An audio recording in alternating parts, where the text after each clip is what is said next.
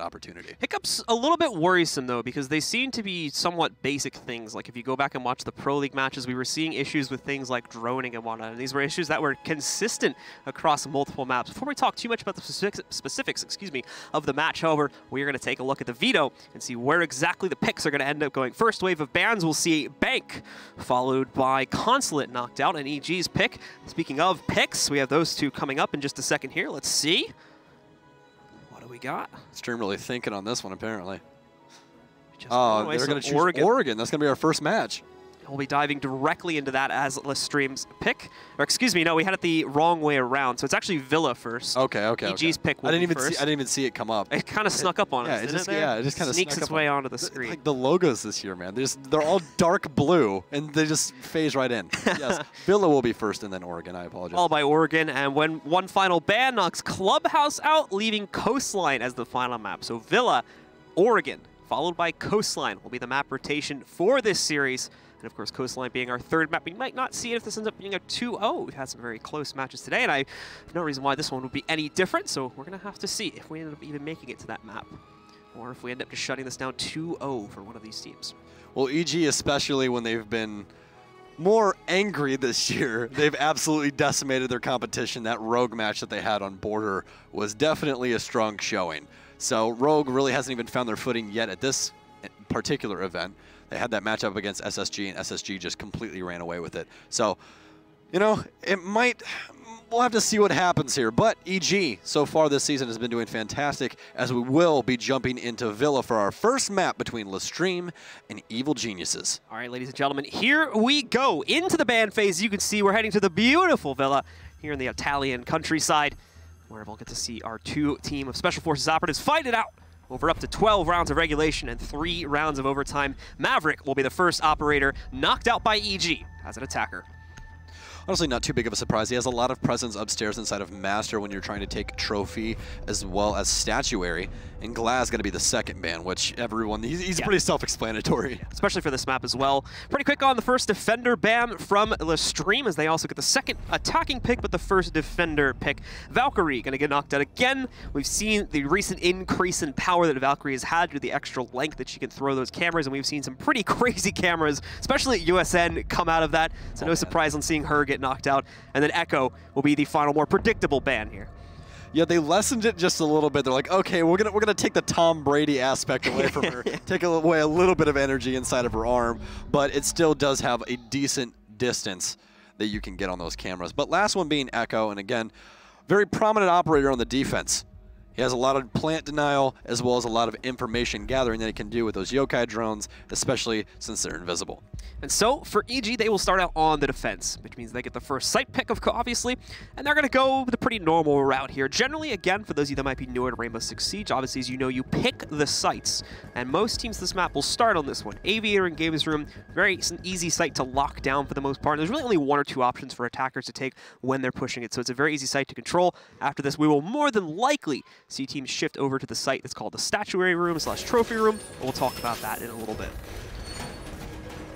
You know, Villa, kind of an unexplored map compared to the others. There's a lot of things that the pros have figured out on this map, different ways that things have been handled ever since it came into the map pool, but more or less these are still the most prominent sites, which is just the entire upstairs. Yeah, and this is the newest map to the competitive pool. It was added with Maestro and Alibi, which happened in the middle of last year, I think around June sometime? Yeah, somewhere around there. It was Operation Parabellum. Yeah, so the newest map to be added into the competitive pool. It's only seen about 7 or 8 months of play so far, but in recent months, especially the last 2 to 3 weeks of Pro League that we've ended up seeing, it's become quite a favorite, and we've been seeing it more and more, I think. Yeah, it's a map you can get pretty creative with, which is really good, because we have a lot of very regimented maps here. We have Concept, we have Oregon, Clubhouse, all these maps where you can't get super crazy strats going. And Villa is something that's still, a newfound land where they're trying to find different ways to handle sites and some other things along those lines. But as we will be jumping into action phase here, once again, we will have EG on defense, Orange team respectively, and LeStream on the offense. And they are rocking that Dokkaebi. We haven't seen too much of that yet today. No, we have not, but that might be changing with LeStream. If you watch their Pro League matches, they're definitely a favorite of bringing Dokkaebi to the table, so it's not too much of a surprise that we see that right off the bat, and it's likely that we'd see that continue, so definitely pay attention to that, as if they don't bring it, that might indicate a bit of a change up to their play style, if not an uneasiness that they're feeling, which makes them shift away to what they normally expect. It's Alfama to start things off, however, for LeStream, finding an early kill on the Canadian.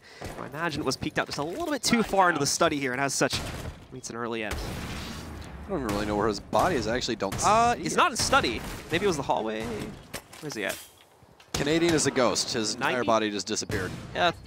Just went to a higher plane of existence. Fell into the void. Yep. Just in limbo now. But besides the point, early pick and Canadian going to be the first one to fall, which is not looking too good. You're going to need a little bit more pressure out on this 90 hallway. They do have Maestro playing out here, being played by NVK. As NVK is going to take the aggressive peek, and he's going to win that one under Rise. Another one going to get taken out. Alfama going to get taken out, and a team kill comes out as Senpai Gio. Gio himself will get taken out by NVK. I had to say the full name. Yeah. I had to. Oh, no, no, please do. It's their fault. It's not their our fault. So we are going to see one more player of LeStream playing into the top side of the window. I believe that's nobody's going to get popped by NVK. Worried about his performance in the past, but so far he's got a good start with 2 clean kills on the Maestro. Bring us into a 2v3. Still favoring EG, but of course with NVK as low as he is a bit of a danger now if he ends up getting engaged another time, and that's why he has fallen back into the site now. You've done all the work that you can, young prince. It's okay. You can lay back for a little bit. NVK coming up massive there in the 90 hallway, but still have 2 people on site, Necrox and Young respectively on Legion and Smoke, and that's plenty of utility to try and deny this offensive take by Hicks as well as Aces. Habana and Dokkaebi still have 1 call, as you guys can hear it ringing on the other end of the map. Toxic Babes are going to fly out from Necrox, though. Prevents this side. The east side, anything.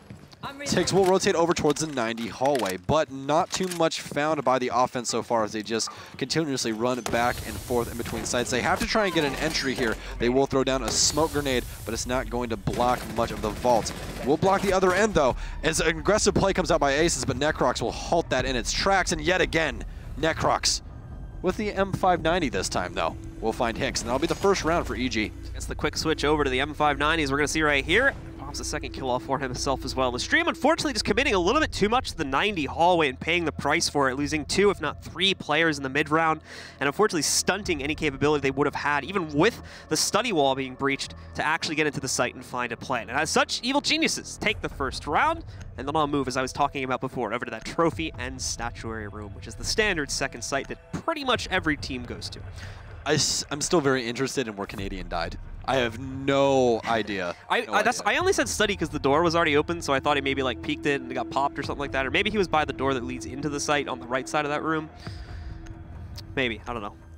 Well, it does seem that Canadian has been promoted to Doc. So apparently your play right there doesn't really affect if you get the Doc ACOG or not.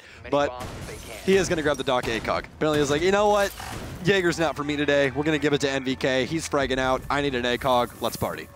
He will throw down the bulletproof cam to start off the round for himself.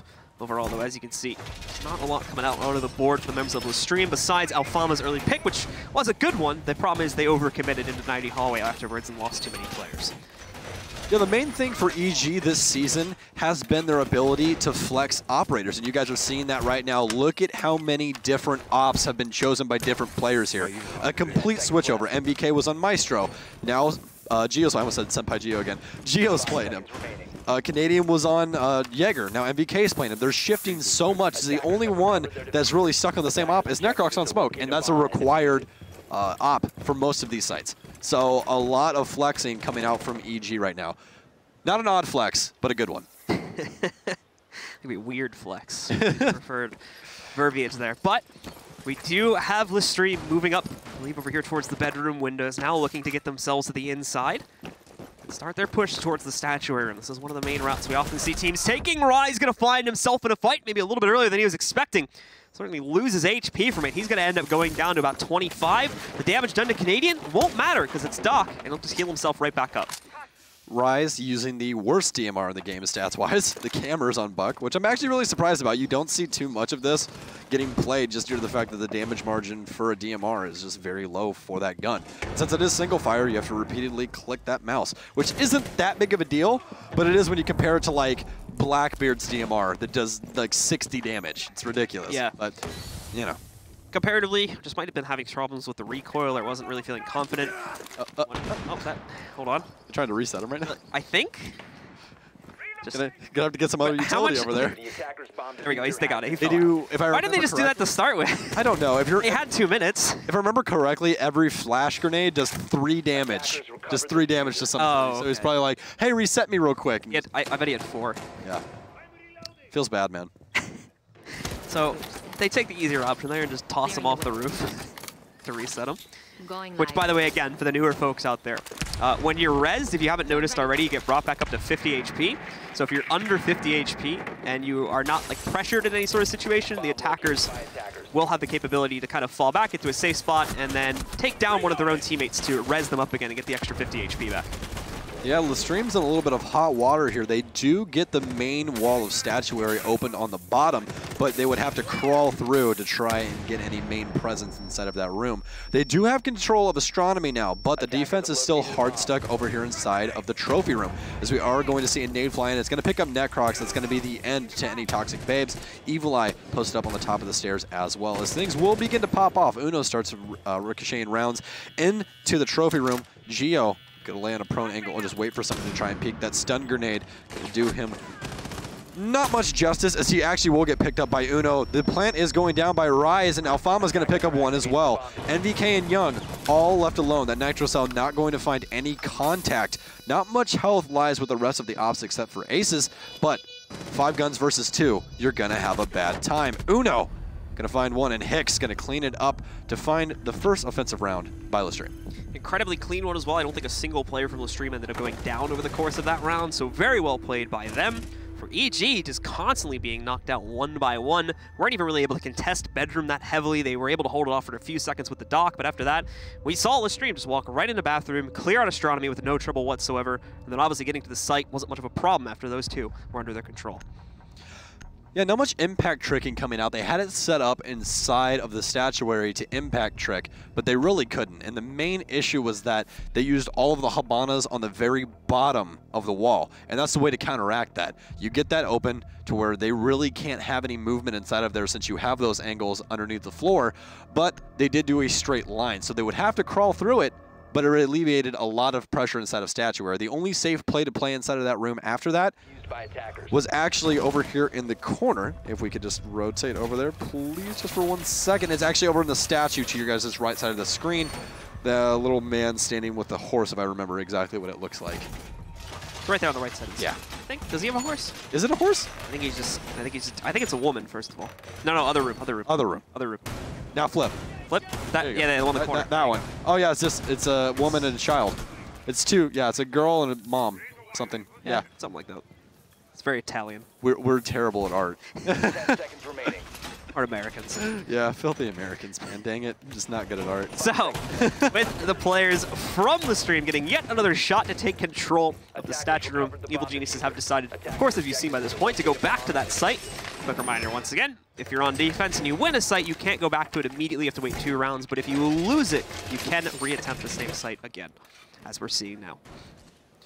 Yeah, the salty rum back coming out, as I love to call it. Just doubling up on what they were doing, or doubling down at least. Normally you'd only see a team attempt to redo a site like 1, maybe 2 times, and after that, that's when it starts to drift into the realm of madness. Anything over playing 2 times in the same site is just a little bit too much. Just because even after that point, you still have other things to rotate to. You still have Kitchen here, which is a pretty viable site on Villa, if I do say so myself. Well, Empire did it once. They played DreamHack Winter, they played they played Games Aviator 4 or 5 times in a row, I think. Hey, I mean, if you're confident, you're confident, I guess. They just really wanted to win that site. But we've got LeStream onto the inside now. They've taken good control of the study already, popped open the wall just to make sure there's not anyone still roaming on the inside of Games and Aviator Room. There is, so they're going to have to slow down and deal with this. But as we've seen in the past runs already, they're moving with pretty good pace. Only problem is they've already lost Alfama, so they now have to be very careful not to lose anyone else here. Otherwise, they're going to lose too many players for their push later on in the round. Yeah, the setup for these roamers right now, this rotate through the vault, very smart idea by EG, and they're actually wasted half the round and they're already rotated back to site. That's all you want from your roamers. So they've completed their task, they're going to rotate back to site, play their life, play their utility. try and win a couple gunfights in the process, as Aces will inch his way towards the trophy door. Should be noted as well right now that we've got a pretty similar approach coming out from LeStream. It's just coming in from a different side. They get the diffuser back for themselves there finally. They're going to be regrouping on the top and won't really have much of a choice but to push the site. Still no pressure, unfortunately, coming in from the bedroom or inside of the astronomy side of this, meaning it's going to be a bit of a one-dimensional push through these two doors here. But if they can spread that pressure out and isolate the players on sites, they can still have a good amount of successes, as we've just seen with the elimination of Canadian. Or Canadian, wow. We're in Canada. Yeah. Really messing up today with the similar sounding names. It's all good, it's all good. Plant's starting to go down, but they're going to immediately back off of that as Rise will get taken out. Hicks with an earlier kill onto Canadian. Very smart, recognizing out that the Canadian loves to play that verticality with Pulse. As, oh my goodness, Hicks is going to find a kill through the wall. What a wall bang. Ace is going to find one as well. And this is starting to look like an offensive win all over again. But Gio trying to bring it back from the depths. And he will, ladies and gentlemen. That Alda's so dangerous in the proper hands. A quick double kill from him at the end. And it's EG going back into control yet again. Very well done from them. They shut down this site. And now can move on. They can actually go right back to Aviator now as well, which is probably where they're going to go. Yep, right back over there. Instead of messing with one of the other two sites, which are obviously a little bit more difficult, and we generally see teams try to stay away from this as much as possible if they have a choice.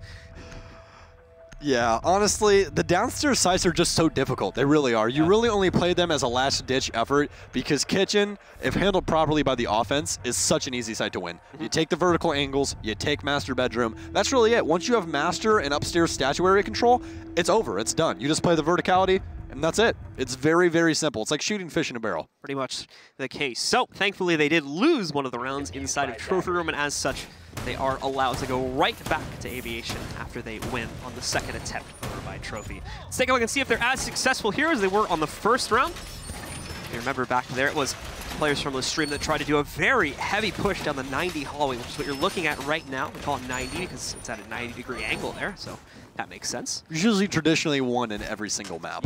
Yeah.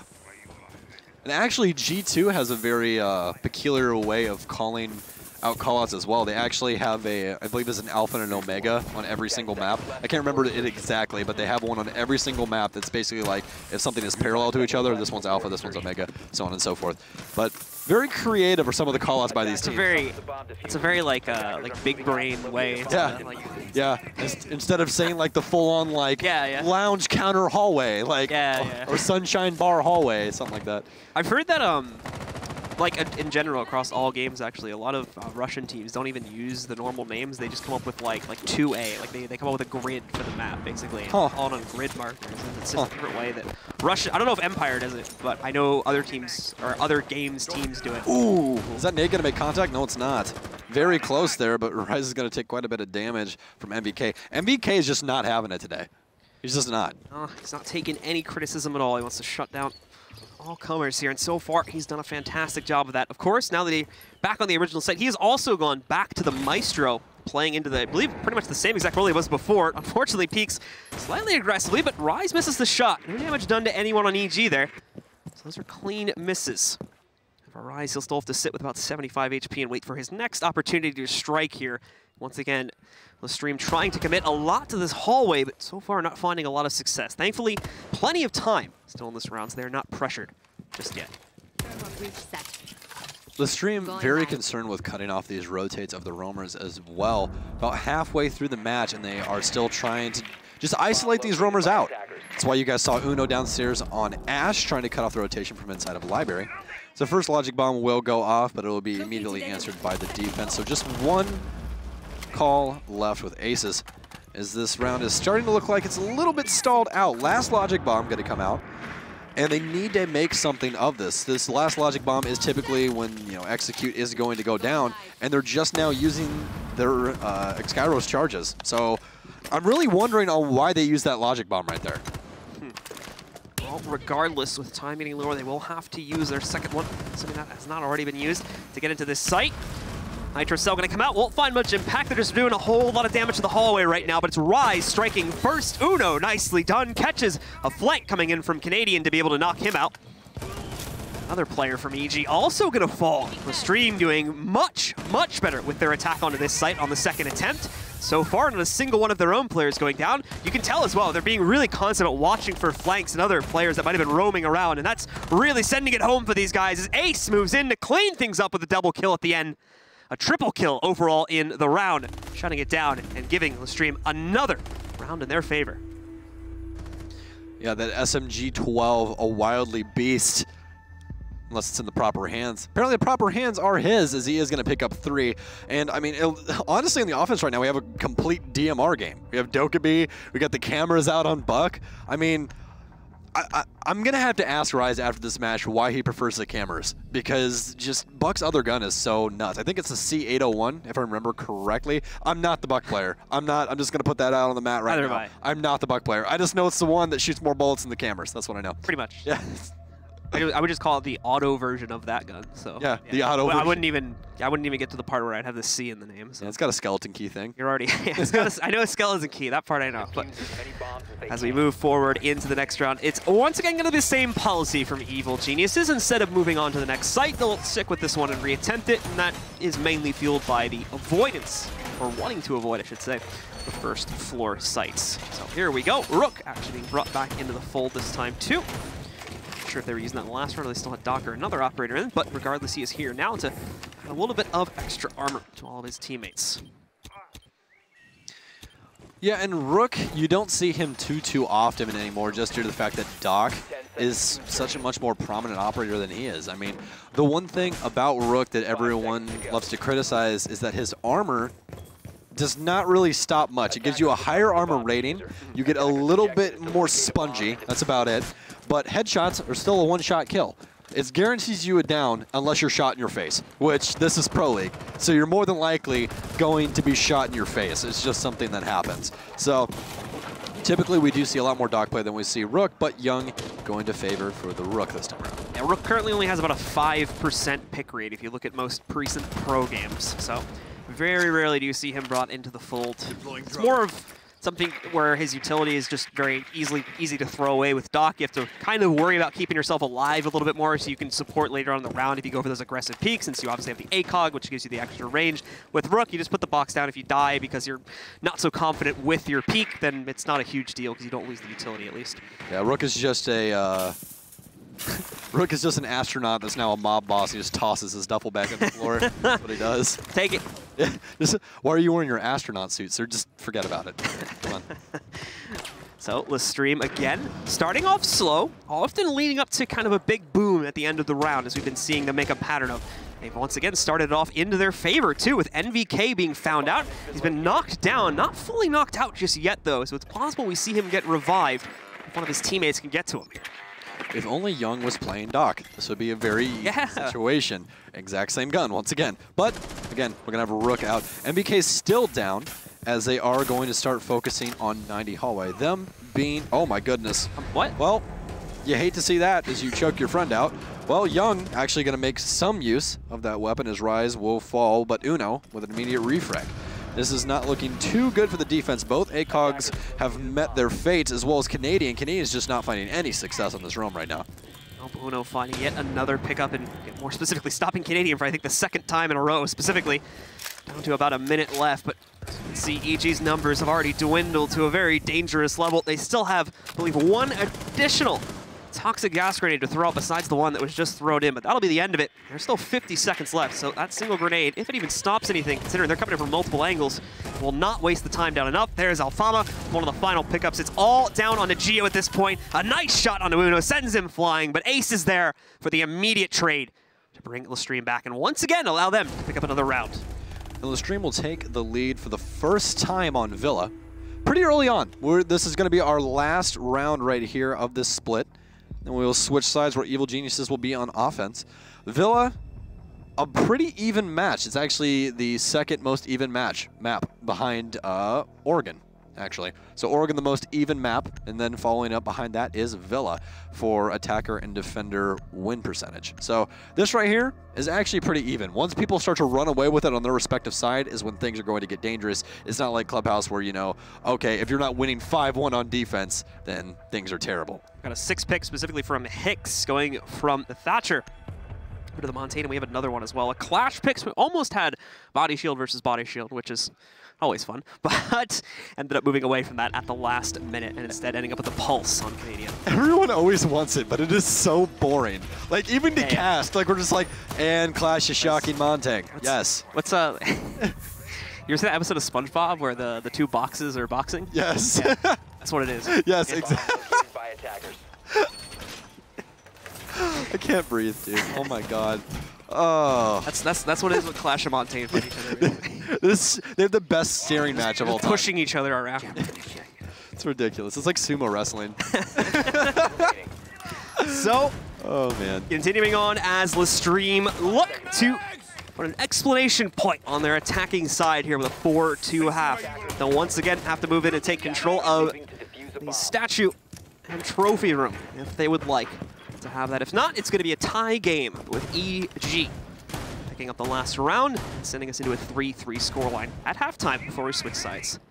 Which again, if you guys are, respectively a LeStream fan or an Evil Geniuses fan, do not worry. This is basically how this map goes. It's very, very even. It's a very hard-fought map, which makes it so much fun to watch as well as so much fun to cast.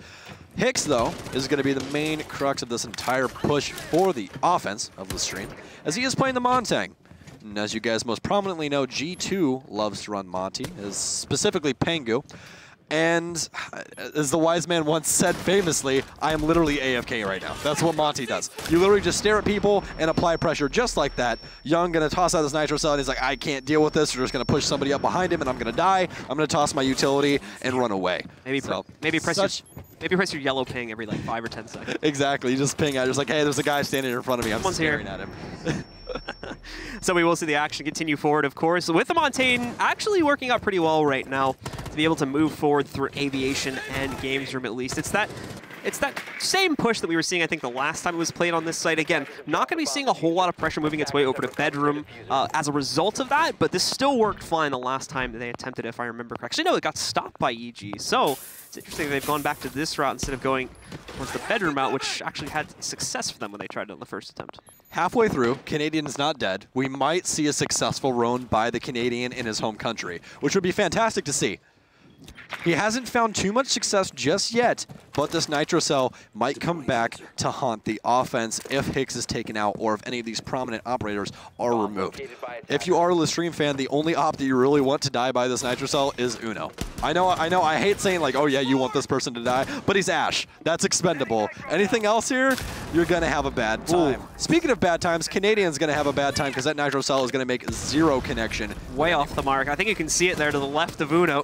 So unfortunately, just not finding the impact. Either moved out too quickly or he was far too slow. Here comes the plant attempt, though. Montaigne gonna walk right in, right next to the statue corner is where he will plant it. They will be flushed out, though, as a result of the smoke grenade. Very well done. Necrox will even fully get the kill as a result of that. NVK finding a counter, but Ace was able to stop Canadian moving in from the basement. Still got a little bit of intel to play off of, and it's still in EG's favor. A team kill, though, coming in from Geo might send that the other way, in addition to Uno's pick against Geo himself. Down into a 3v2. It's now favored for LeStream. There's only 20 seconds left to be able to go for the plant. It may not end up mattering. Ace and NVK will trade blows down into a 2v1, but NVK is low himself. He's just under 50 HP. He's going to walk around the plant. Looks like it is going to successfully go onto the ground. He'll have to retreat due to the phone call coming out. He won't really have much of a choice. And now he'll have to go back in for the retake.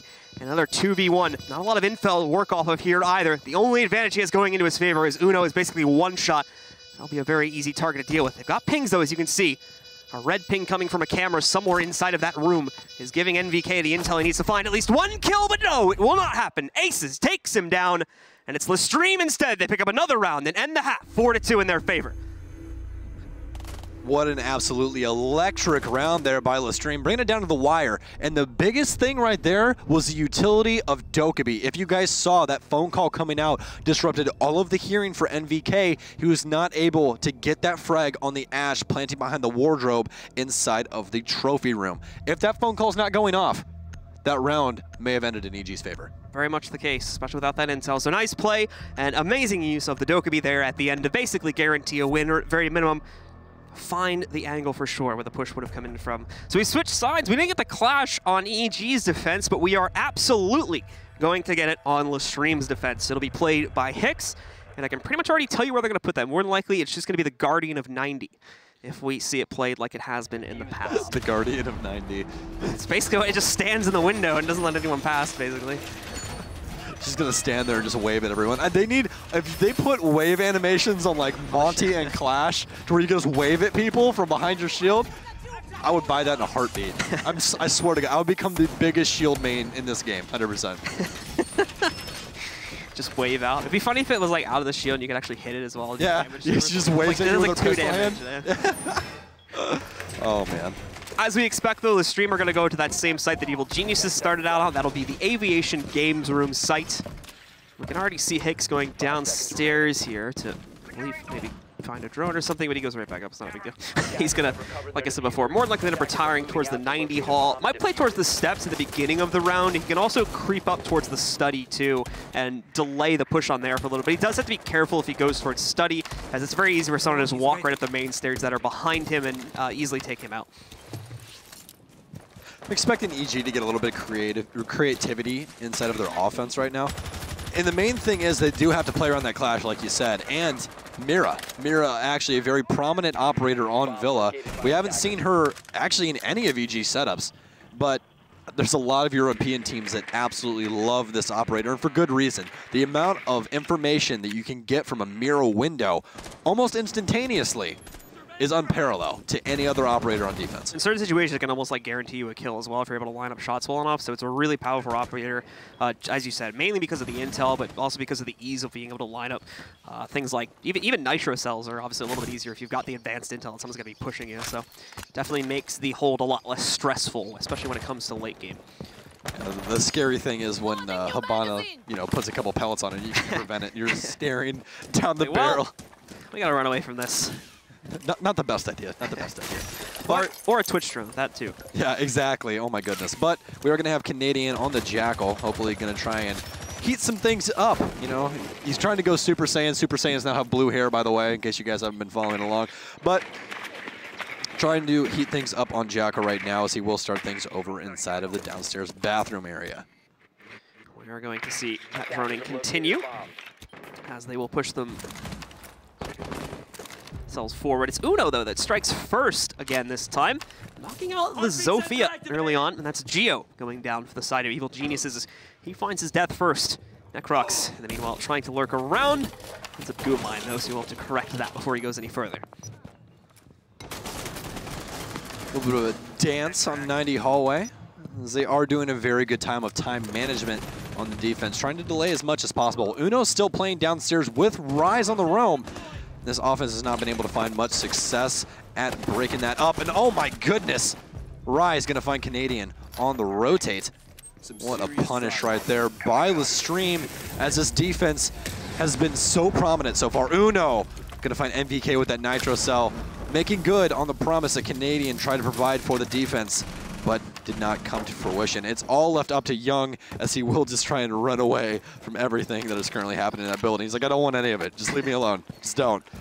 Save the KD, Young. Save the op. There you go, buddy. Yeah. Nothing like bagging in a bush. He's hiding in a bush, yeah. Gotta test that C key real quick. It wasn't working. That's why he didn't stay in the building. What happens if he runs past the fence?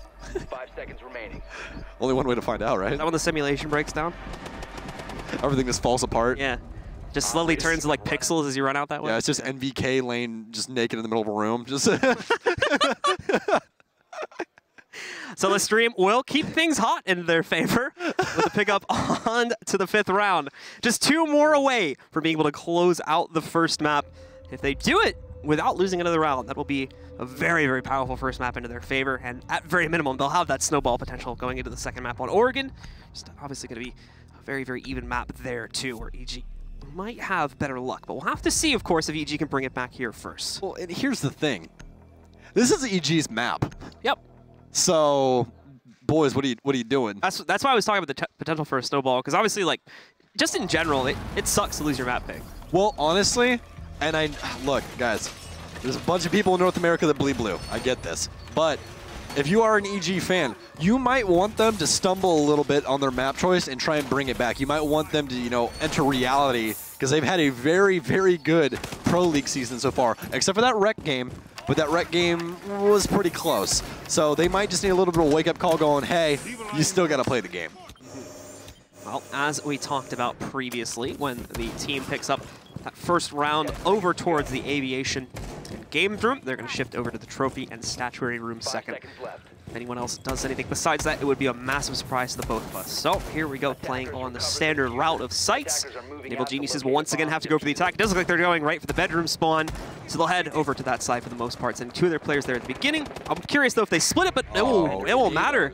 Some of the Ruin spawn players end up getting picked off as Uno finds another nice opener against Canadian, and Canadian just continues to have a very, very unfortunate time here on this map, unfortunately.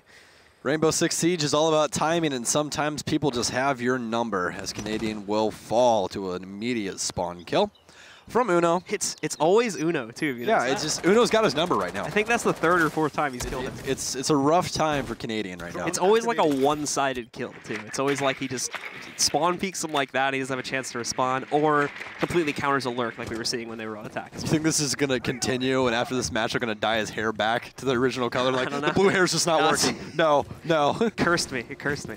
So we've got Gio specifically moving in first to try and play. Of course, see him looking up. He's got to be careful as there are holes in the floor there, which allow for players that are up on top to easily shoot down and take him out if he's not careful about the way he crosses these sites. He actually ends up pulling out of the building entirely, where he's now going to end up grouping up with one of his teammates, I believe. Not much entry by the offense right now. Uno is getting Jackal tracked, but he's already back on site, so not too much coming from the... I'm trying to remember exactly what the utility's name is. There we are, thank you. Inox model. I almost called it Necrox because it's very close, but Inox model. As that will not do too much since Uno is back on site now. I like to call it the Foot Finder. The Foot Finder? Yeah. Oh my goodness. But they are now just droning out site, trying to maintain a little bit of pressure where they can. They're really only playing windows right now. They don't have anyone inside of any part really trying to contest the actual site, as Gio will change that as soon as I say a word. Maintains pressure inside of Master, as Gio, from an angle created from the other team, will find Uno. Alfama, though, going to find Young in the process, and that will be the Habana, even though the Habana pellets have already went off. Alfama with a late mirror window will go up, and now he can contest both the window and the closet. I like this though because there's been a good variance of hallway pushes in addition to bedroom pushes onto this site, so I'm kind of a fan of leaving the second mirror until later on in the round, because now you get the intel like this, now that you know the push is coming from that way. Drops the diffuser, big key part of this. He already knows where a second player is going to be inside of Master Bathroom now, so he's got more intel going over to his teammates. It's all just about finding that one last player on EG at this point, and LeStream should have a very easy time of shutting this down. There we go, Gio leaps into Astronomy. Rise is already taking care of Necrox, and he comes right back to find the second kill as well. It's another dominant round for the guys on LeStream, and I believe they're now only one more away from closing out this map. Do you remember what I said at halftime? What'd you say?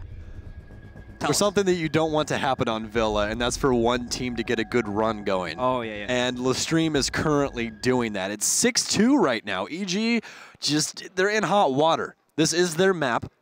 And again, you're supposed to win your maps. That's what's supposed to happen. EG going to take a tactical timeout, which honestly, this is a bit late. I think this is a bit late, yes.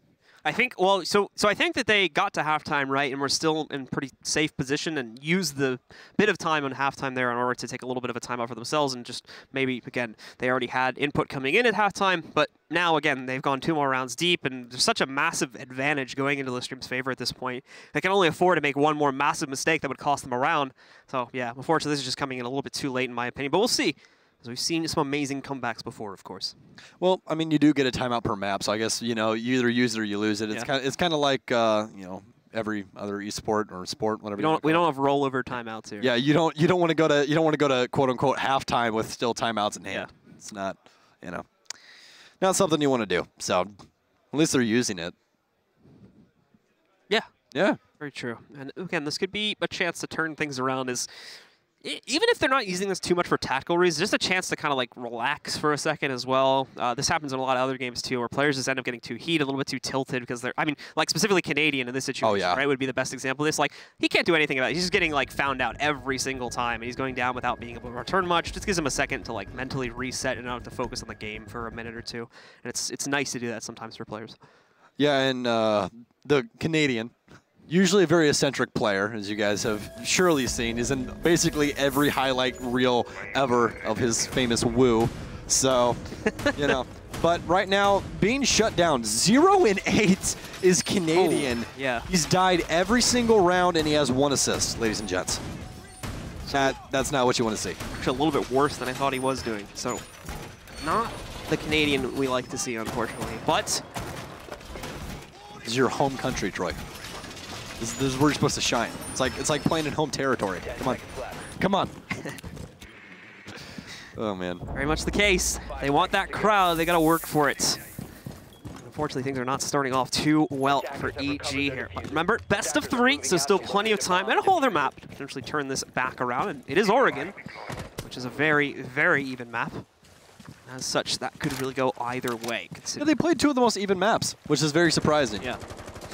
Considering it's Villa, right? That's why I'm not too phased about LeStream kind of like dunking on this map and EG's chances going into the second map, because the second map is Oregon, and it's still a very close map there too. So, I mean, there's definitely a chance still for EG to get back into this. It just doesn't look that great when you consider this game so far. Yeah, and like the thing for me still is that they picked this map. You know what I mean? It's not like they picked Oregon and it was like, oh, we just really didn't find too much luck on Villa with our strats. No, you picked this map. And if you pick a map, that means you win that map. That's how that's supposed to work. But right now, not finding too much success.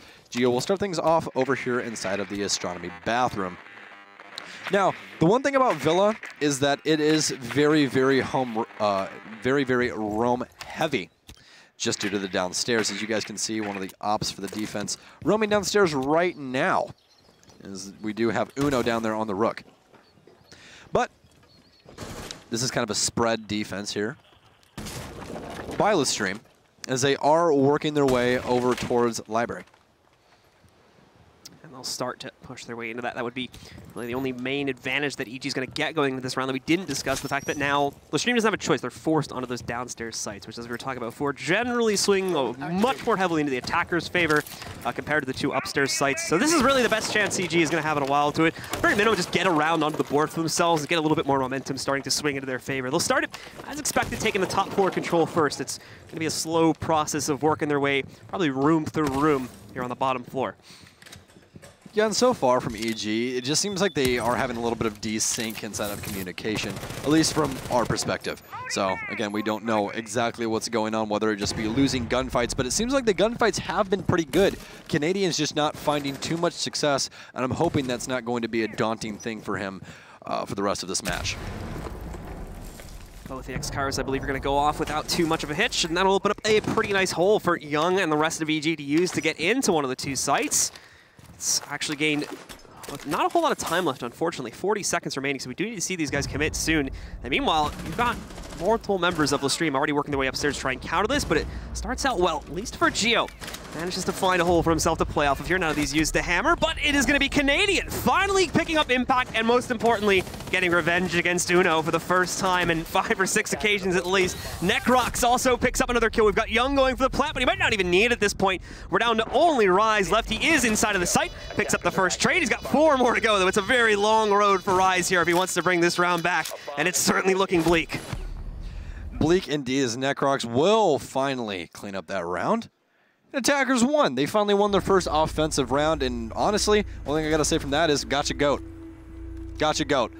Calls a tactical timeout, resets the boys, and gets them back into the action. It's only been 1 round, but things looked a whole hell of a lot cleaner that time around. This is the true test now, is they're gonna be going back upstairs at this point. Or no. They're gonna be going to, it's 3 rotation parameters. Oh, that's right, yeah. So. Ooh, that's gotta be a 6 pick. It's got to be a 6 pick. Is Uno really going to rock the Cav? It would be like, I mean, to be fair, we were seeing, I think it was on this map too, Space Station were using it, but yeah, Uno's not feeling it. Yeah, I mean, I'm honestly not surprised. That's a vertical thing. You can't take vertical's thing. Come on. Very much. So we'll see the 6 pick used on the other side of it too. A Ying will get switched over to a Twitch. And I believe that will be to try and hide the Twitch drone to try and knock out some of these mirror windows. Kind of disappointed that we haven't had a really good Cav play yet today. I just want to beat Flynn's interrogation clip. Where he just screams interrogation at the top of his lungs. That was hype. Yeah, that was hype. I had to back up a few feet when he said that. I could feel the power. Man's got a lot of Canadian rage built up. It's just there. But of course, even with Evil Genius picking up that round. It's still a long road to recovery. 3 more in a row, in addition to the overtime. They still have to take at least 2 out of 3 of those rounds. For LeStream, they're not going to be worried at all. Still only 1 round. They need to shut this down. And if they go to overtime, it's not a massive deal, of course, that they can still shut it down there, too. So a long way away from that, though. So the focus right now for LeStream is trying to shut this game down here and now. I'm not gonna lie to you, I honestly thought there for just a second that Alfama was gonna spawn kill his Mira. This is just like, let's cool your jets just a little bit there, Alfama. Bold strategy, Cotton. Very, very bold strategy. But that's not gonna come to fruition, which I would hope it would never come to fruition, honestly. But 6-3 is the current scoreline, ladies and gentlemen. If you are an EG fan at home, you better be spamming that bleed blue in chat because they are going to need your help to try and pull this one back. Otherwise, LeStream looks like they are at least knocking on the door of victory for this first map. We've got Canadians going to take a peek into the window to start things off. The rest of the team is going to be starting out just outside of the art studio here. Obviously, Gio has some good vision onto the Pulse already. Manages to pick up his position. That's being played by Uno, who has been an issue for Evil Geniuses, both on the attack and the defensive side. It's constantly been a thorn in their side, specifically for Canadian more than anyone else, but it's also found decent impact against a large portion of the rest of the EG roster here. We're going to spot onto one of the mirror windows here. I'm unsure if either drone has had success on knocking them out yet, which means if that's the case, they successfully countered out the main point of bringing the Twitch to the table here. It's NVK, though, that starts this off well for the first time in a while in EG's favor as he manages to knock out aces early on. And it's a clean kill, too. No damage returned onto him. NVK has been very consistent, actually, throughout this map, even though they have been, in very daunting situations. So very dangerous situations NVK's had to try and get a few frags out of. But he's been quite consistent on his gunfights, which is a good thing. Again, that has been something that everyone's been talking about with NVK. That people wanted to have dropped, more or less. But, he's really come back to being such a fantastic player. As we will see Canadian get his 2nd frag of the day. And that will be onto Alfama the Mira. It was Invitationals coming up, right? Even back at USN, we were still seeing him struggle a little bit. Definitely some inconsistency popping up here and there for him. But with Invitationals coming up, he knew he had to get himself ready. It definitely seems so far, judging by the early Pro League season results, as well as this play here in this game, he's certainly picked up his stuff, to be sure. Yeah, and the main thing about him, especially, I actually had a conversation with Gotcha, well, Flynn and I did. And the main thing is that his role specifically in their current setup is that he's more of a flank watcher. So if the other people are fragging out, you're not really going to see NVK get kills. And that's the main thing. It was like, oh, he's bottom of the leaderboard. Well, he's doing his job and he's doing it well. But the other end of the team is doing their job especially well. Like Necrox picking up Uno right now. That's going to be the pulse off the board. They've gotten 3 frags and no return at all by the defense. 25 seconds left on the clock. Hicks is dead. It's all up to Rise, and Rise is dead too. Wow. Necrox going to walk into sight, assert his dominance, and that's going to be a 6-4 scoreline. These are night and day differences between the top and bottom floor sites, and it's definitely great to see from EG as well, because if they're going to bring this confidence to the table on these bottom floor sites, if they can do anything like that on top floor sites, they might have a much better chance of being able to shut those down there. Remember, it's still 2 more rounds needed for them to close out. Even LeStream's getting a little bit worried about this too. As you can see, they've chosen to take their tactical timeout as things have gotten a little bit rough for them on those first floor sites, but finally, it's been unlocked again, so they will have the capability to go back upstairs. Well, the one thing that I always love to talk about with these tactical timeouts is the fact that it isn't just a timeout for you. It's a timeout for the other team as well. So they had some time to discuss when EG had their timeout, and EG also has some time to discuss during LeStream's timeout. So this might continue to just snowball like you've seen it so far, ladies and gentlemen. Well, we will see for LeStream, like we said, still only a single round away, and they're going to the Aviation Games Room site, which they were able to hold incredibly confidently the last time EG tried to push it. So they're certainly going to be feeling good to be able to go back to this site in EG. Certainly has to feel a little bit worried, specifically Canadian, for reasons that we have seen in the past, but he stepped up over these last 2 rounds, finding much more consistent impact. Oh, there it is again. Oh. Welcome back. So no Maestro? Okay. I guess not, yeah. All right. I mean, if Maestro's free, you play Maestro. This is how it works. The Alda, the Evil Eyes, I mean, come on. Just the Alda. But, I mean, their setup on this site really doesn't need him, per se. But still, I will say the main crux of their entire defense is those mirror windows. They played them so well last time, specifically Alfama played them so well last time, it was very hard for EG to deal with them.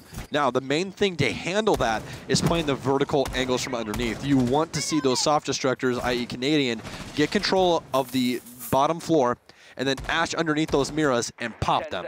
If they don't pop those Miras, Alfama can just play them the entire time, and you will never be able to take over Study. They did bring the Twitch this time around in order to try and deal with those Mira windows. There's no mute. In a much more direct way. Yeah, there's no mute. That means there's no mute coming in here. Yeah, well, we're not going to see a mute come into the fold of defense. We do, of course, see the Bandit picked up instead.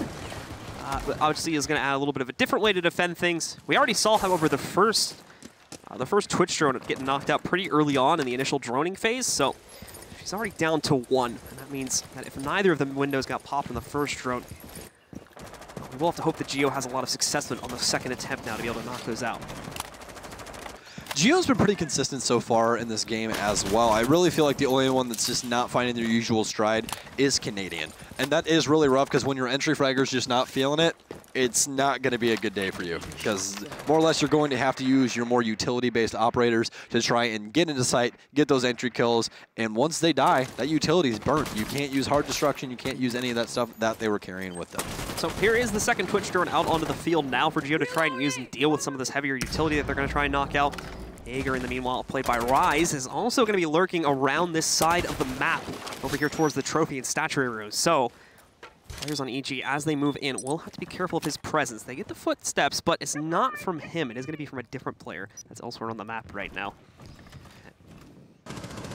Oh man, and we were actually just having a conversation with Kickstar about this yesterday. This basement not really played too often, even at the Pro League level, and Canadian going to capitalize on that as he's going to be able to take out aces. That's going to be the Legion.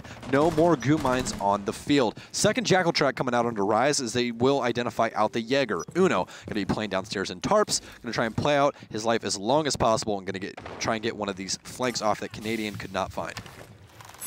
Rock's being held up for just a moment here as he runs into a goo mine, but will be able to get himself back on top relatively quickly. Regroup with the Young and the rest of his team here. He thought he had the shotgun. Oh, yeah, that's the way you want that to go. But meanwhile, Geo will pick up the second kill for his team this time around here with a frag against Alfama. Rise also trying to find something on his own regard. Remember, still lurking all around the map right here on the Jaeger. But this time, makes a lot of damage back at him. It's brought down to 50 HP, pushes out, nearly finds the kill on Canadian, brings him down to 25 HP, but Canadian still survives, and EG are continuing to run a number on LeStream right now.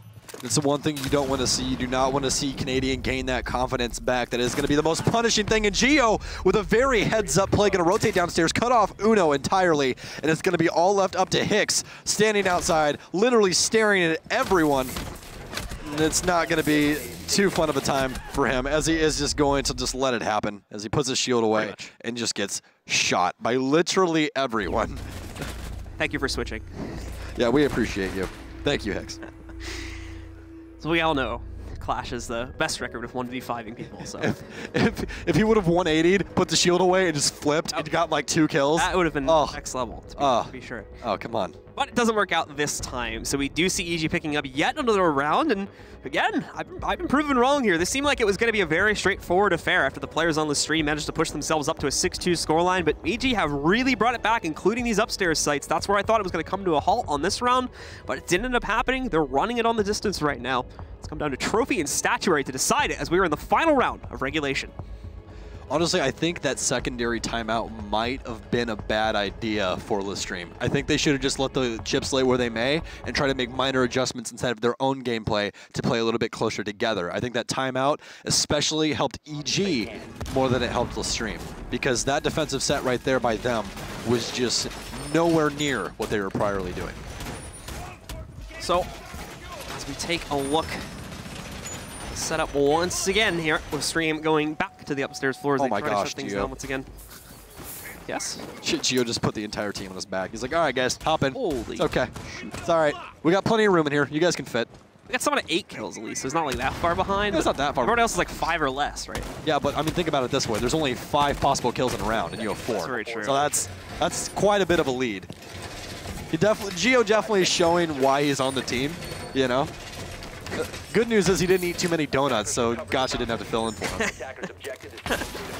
Isn't there some evil conspiracy theory about how Gotcha has a plan to like take over or something like that? Yeah, he's plotting. I've already seen it. I mean, he did pretty well at USN, right, when he had the Dude, there. Oh my gosh. Gotcha's actually so insane as a player. It's ridiculous. Especially for being a coach. He's like, yeah, I coach the team, but I can also hop in and just destroy Pro League players, which is hilarious. He actually had a really, really good showing on this match at USN. On this map at USN. I think I remember it. Yeah. Yeah.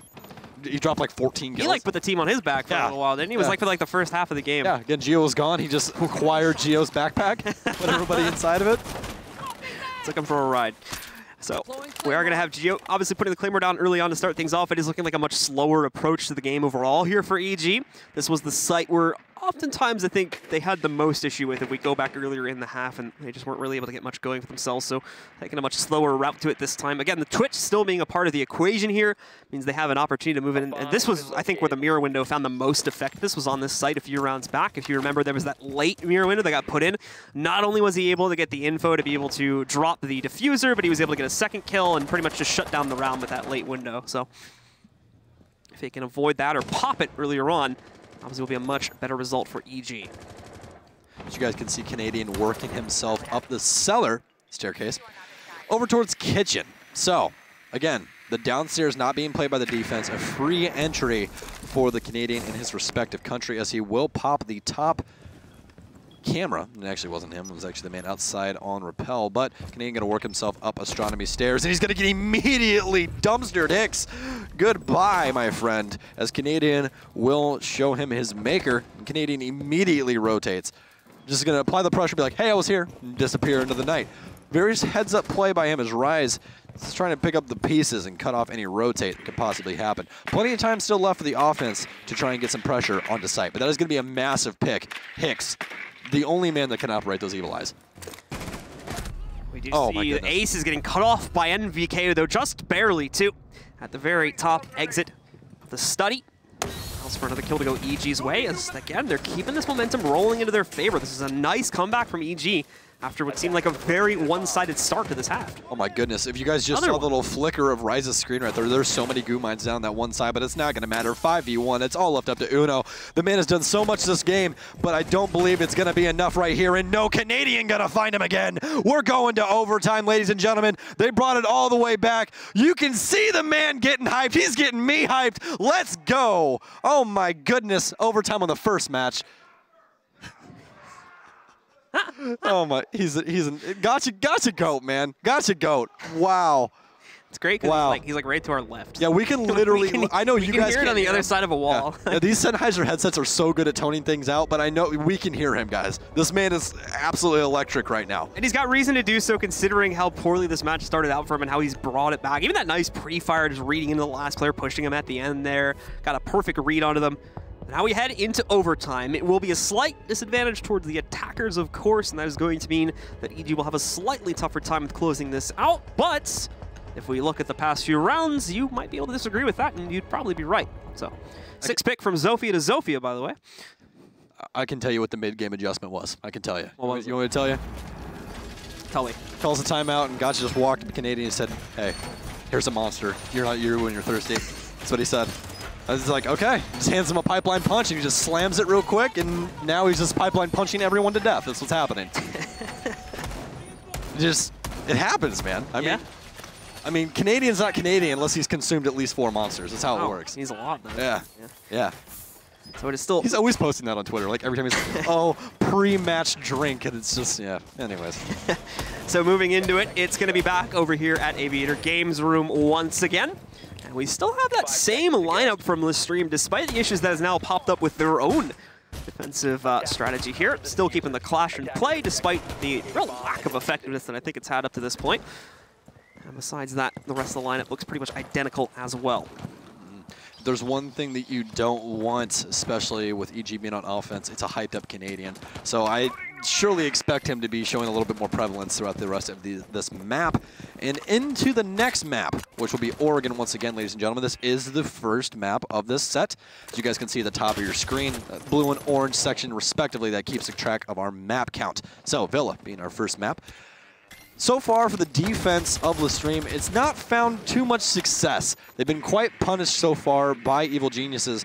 I would stretch as far to say that LeStream on defense right now is not really the flip side of the coin that they wanted to be on. Well, it's interesting, right? Because it started off really good. They won the first 2 rounds upstairs with no problems whatsoever, apparently, like seemingly anyway. But then as soon as they went to the downstairs sites, just all that vanished, and it never came back. EG really got the ball rolling, and even when we saw LeStream shift to the upper sites, where, again, I thought it was going to be an easy closeout when we got back to Aviator Games Room, it wasn't the case at all. EG just continued their run and have been absolutely shutting down rounds for the past, I think, like 5 or 6 in a row now. This drone play being very, very prevalent right now. They know Uno's locked down inside of Gallery straight off of Library, as Canadian is starting to work his way closer and closer to trying to get this frag. They do have Rise downstairs with him in the little living room area. And hey, I actually got that call correct. Lucky me. There we go. Nice job. But living room area, as Canadian is going to try and find him initially. He's waiting for the mark. He's not going to... Oh my goodness! He's going to find Rise, but Ace is going to find Necrox.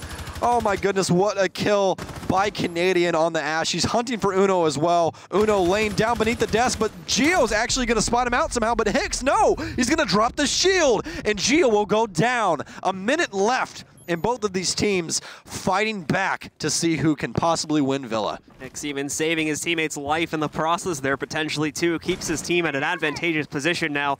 4 versus 3. Just under a minute remaining for EG to get themselves into the site and get the diffuser onto the ground.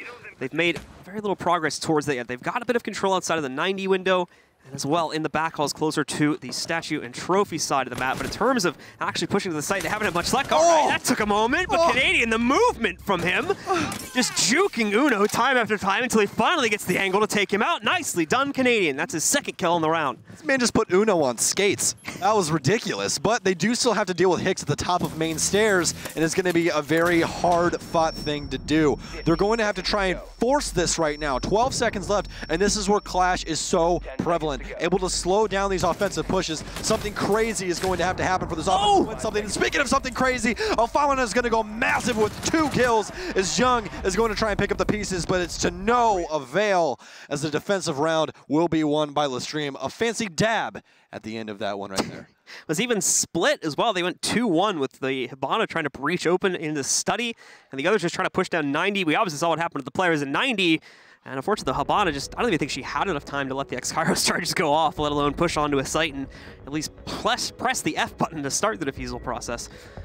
But as such, it will not happen, and we're going to head inside of Aviator Games Room again, now that we see EG switching over to the defense. That roam clear was so good. It was so good, but it just fell by the wayside there right at the end. Just did not have enough time, especially with Clash. I think that they were more or less concerned with what Clash was going to do to them. I think they were like, okay, Clash is going to get aggressive on us. They're going to have somebody rotate out and try and take gunfights with us while the electricity's going. It's interesting that, considering Clash has been there all 3 times LeStream has played on Aviator Games Room so far, it's interesting that they weren't like aware of that and were thinking that that was going to be an issue with a low time to execute. Like, as they were moving up those steps, they should have immediately thought the Clash is going to be here. This isn't going to work.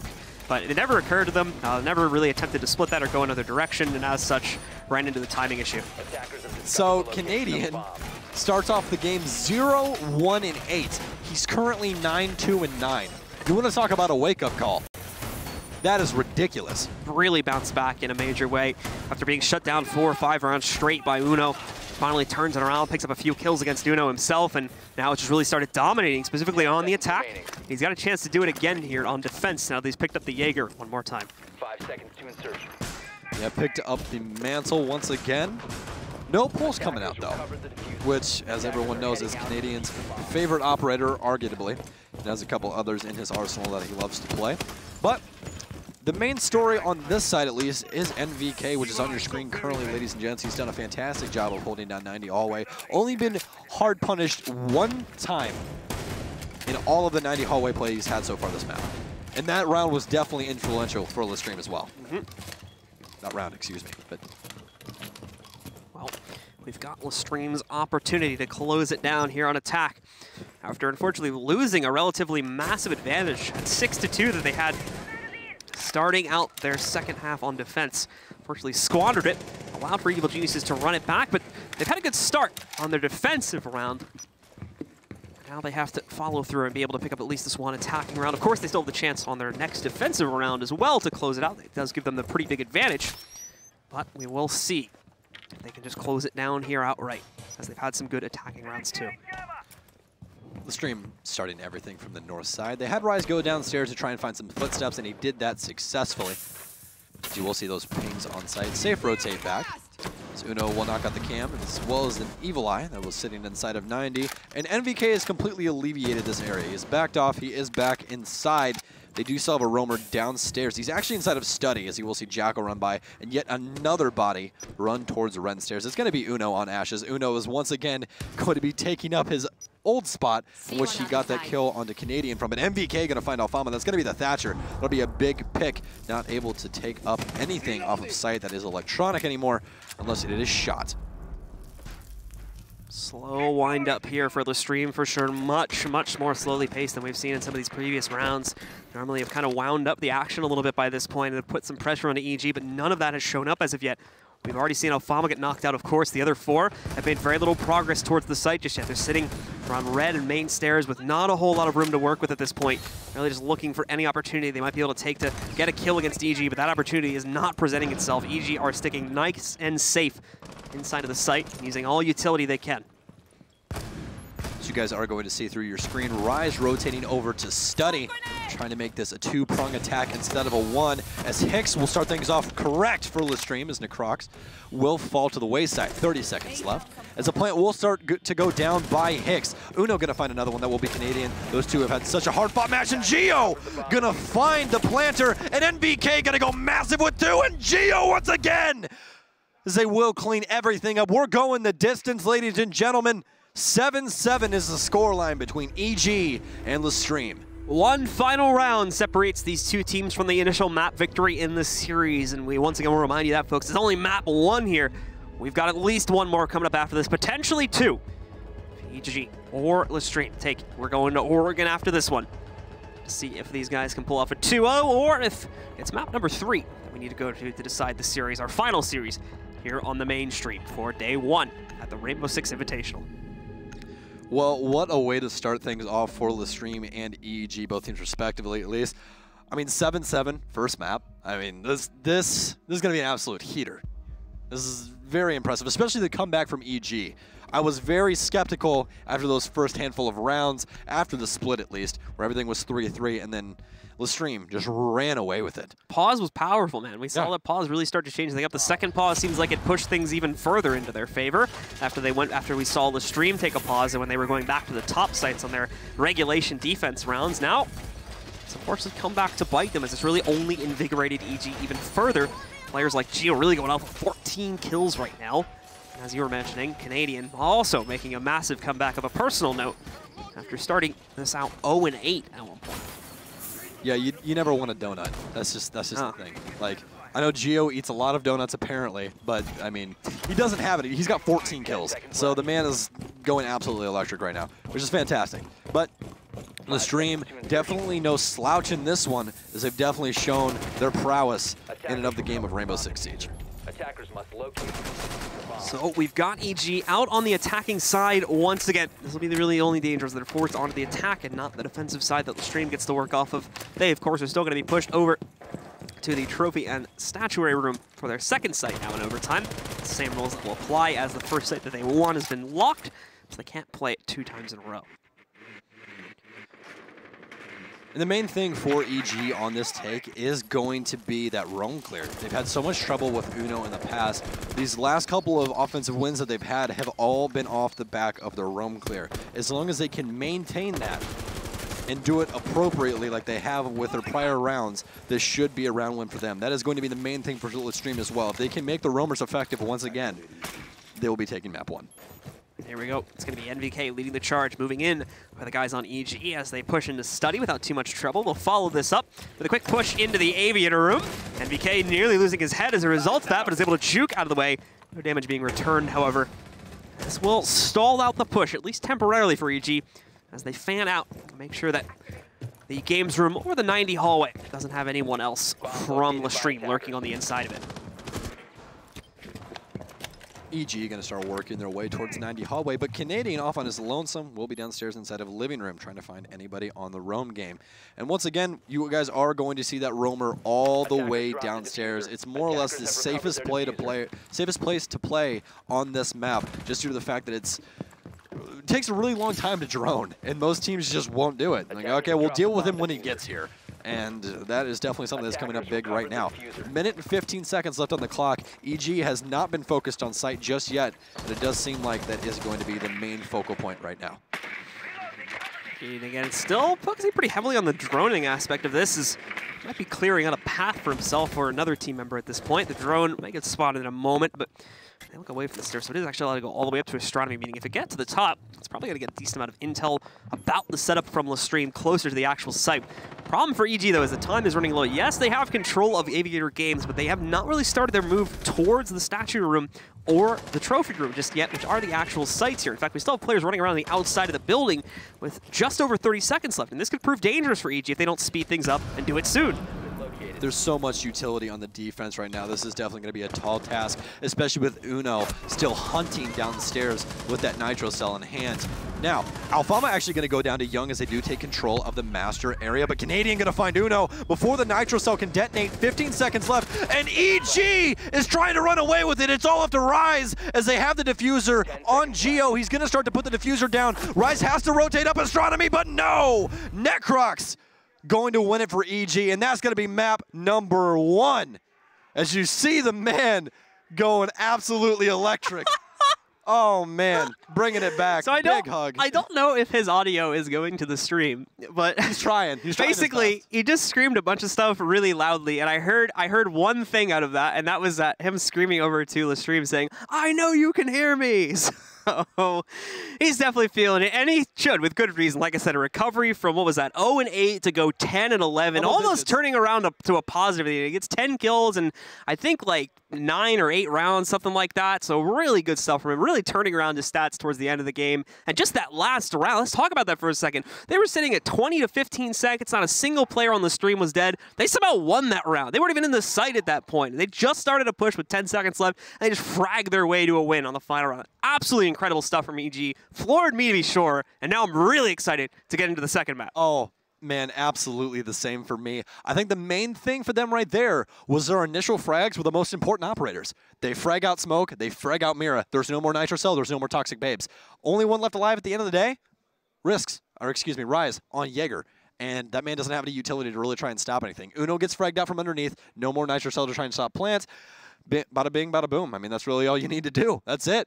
Yep, he's stuck at the bottom there. Not really a whole lot to work off, and as we saw, runs up and immediately gets pre-fired out of the game. So, commiserations to LeStream, of course, who had a great start to that match, but just couldn't carry it through into those final round, really, that they ended up needing. Remember, they were up 6-2 at one point in that game, including 2 rounds that had been won at the start of their defensive half, needing only one more on one of the downstairs sites to win it. They could not do that. EG ran the gauntlet to come all the way back with only 2 rounds, 4 in a row from them, including 2 more in overtime to actually close out the map. The second map is going to be Oregon now, and this leads to the discussion of where do we see this series going from here now?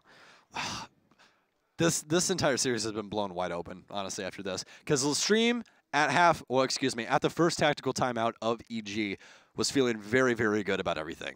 They were up, they were at 6-3, not really too much to worry about, but EG ends up bringing it all the way back. That is a massive momentum shift. And if there's one person that works fantastic with momentum, it's going to be Canadian. So that is definitely something to look out for, especially on a map like Oregon. Oregon is a map that everyone knows how to play, and EG's not going to be a slouch on. So LeStream definitely has a tall task walking in to this new map. Certainly going to be the case. EG has had struggles of their own on this map. When it comes to the Pro League season, they're currently actually 0-2 on it, so they haven't had the best run so far.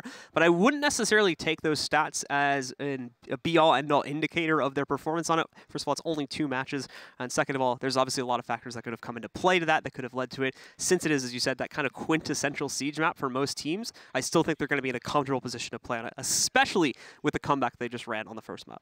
Well, it's just due to the age of the map and how simple Oregon is. Oregon is very simple because there's not much soft destruction. That is one main thing that changes up maps all the time. That's why Consulate is still such a prevalent map, is due to verticality as well as soft destruction. So once you remove that away from a map, it gets very, very linear. And that's what Oregon exactly is. It is the most linear map that we have. You basically are taking consistent gunfights on a level playing field. The only real thing that I've seen of verticality inside of that is either from hatches, or I have seen people go up to the attic and actually try and frag out people through the floorboards of the attic into meeting. Yeah, I think we've seen that a little bit too, but not too often, unfortunately. So right now, guys, we are just waiting. Again, the players get about 2 or 3 minutes or about that in between the maps to give themselves a break. So we're just waiting for them all to come back to their stations and ready up, and we should be good to jump into that map. We're not going to get a break. We're going to be jumping right into it, so be sure to stick with us as that is coming up in just a couple of seconds here as soon as we have all 10 of our players ready to rock and roll. If you are just tuning in, we want to welcome you, ladies and gentlemen, to the 6 Invitational. This is our main stream. We also have a secondary stream going on as well, and that's going to be over at twitch.tv/rainbow6, the number 6, not spelled out 6, Bravo. That'll be the channel you'll want to go to if you want to check out those matches as they're going to be running for the rest of the night as well here. Yeah. Yeah, you like that? Yeah, that was good. Was that good? Too confusing? Yeah. No, that was solid. Very, very solid. Very, very solid. But guys, that will be a break coming up right now, as we are going to take a little bit of a break ourselves. I lied. I'm sorry. Last match. I said there wasn't going to be a break. Well, before the second to last map, hopefully. Yeah. We'll see. Stick with us. It's a 6 Invitational. We'll be back for more in just a moment.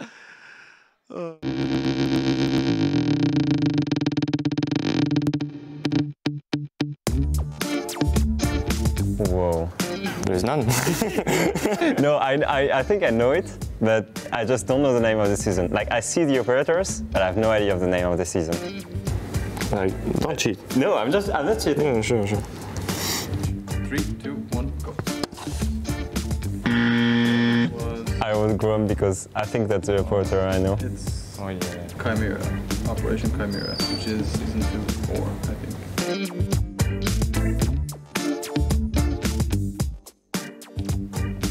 Okay.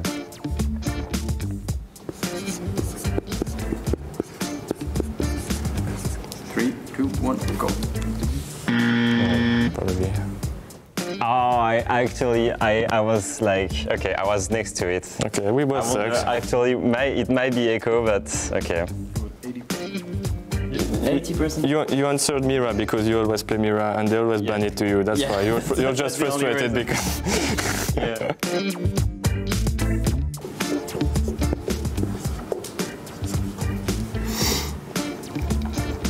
3, 2, 1. Okay, so the answer was Millennium. Yep. Oh. Oh, it's, I don't know, by the way. Oh, yeah. Yeah. Cloud9 and G2. Oh, so I get more points. Oh, you got secret. Yeah. I wrote secret too. No, I mean I get more points because I have the right order. You don't. Oh, I didn't think I needed to put the order. You didn't. Well, you know, whatever. Yeah, you get more points. Yeah, thank you very much. Let's go. You didn't say it. That's what I want to hear. Okay, I can see there's a bright here. Come on, say it. How much did you pay him? A lot. Maybe too much for that, but.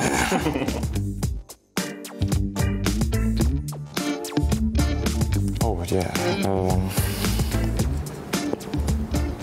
3, 2, Well, 1. Go. I have no idea. The orbit G2, yeah. Yeah.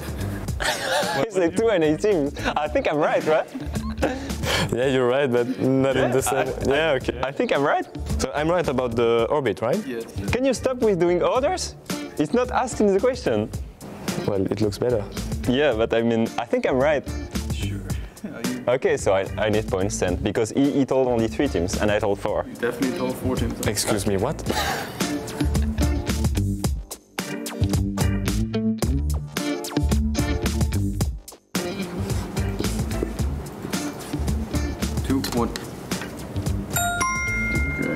It was. So your Operation Retro? Oh, so, yeah. It's year 1. Year 1, season 3. Year 2, season. No, I'm right. Year 1, season 3. Yeah. Year 1, season 3. Okay. Let's go.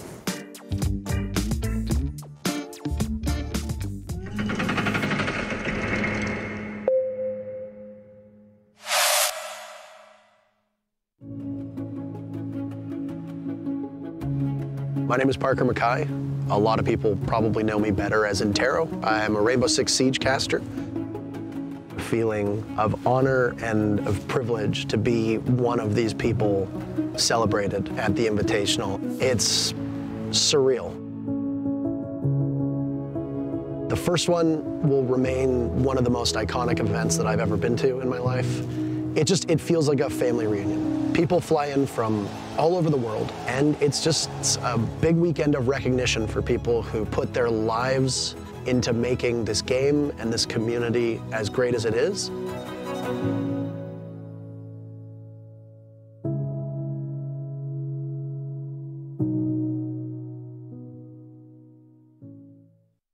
And welcome back once again, ladies and gentlemen, to the Rainbow Six Invitational. We are here for our final match of the day on the main stream. Quick reminder, there's plenty of action still going on over on the Bravo stream as well, so definitely make sure to check that out. But we are in the midst of LeStream versus Evil Geniuses. The first map just closing out.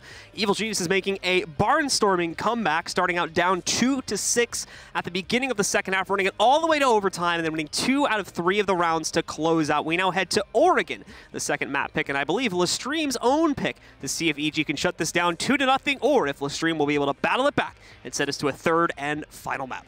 That first map, an absolute barn burner on Villa. If you guys did not see that and you're just joining us, it went to max round count 8-7 in the favor of EG, which, oh my goodness, what a map. Absolutely. Just the performance from Canadian alone, as we take a look at his performance, started out 0-8 and managed to run it all the way back to end the game at 10-11. Obviously didn't a positive, but considering he started 0-8 and brought it back in the sequence of 8-9 rounds to 10 kills is absolutely amazing. And as you saw, he's pumped up now. He's ready to go into the second map. He's ready to bring just as dominant a performance once again, in addition to other players who there were questions about coming into this event, NVK being the most notable of those. We've seen very inconsistent performances from, specifically we look towards the end of last year, but with Invitational on the horizon, it seems like he has really patched things up and is definitely bringing a strong showing so far here to this match.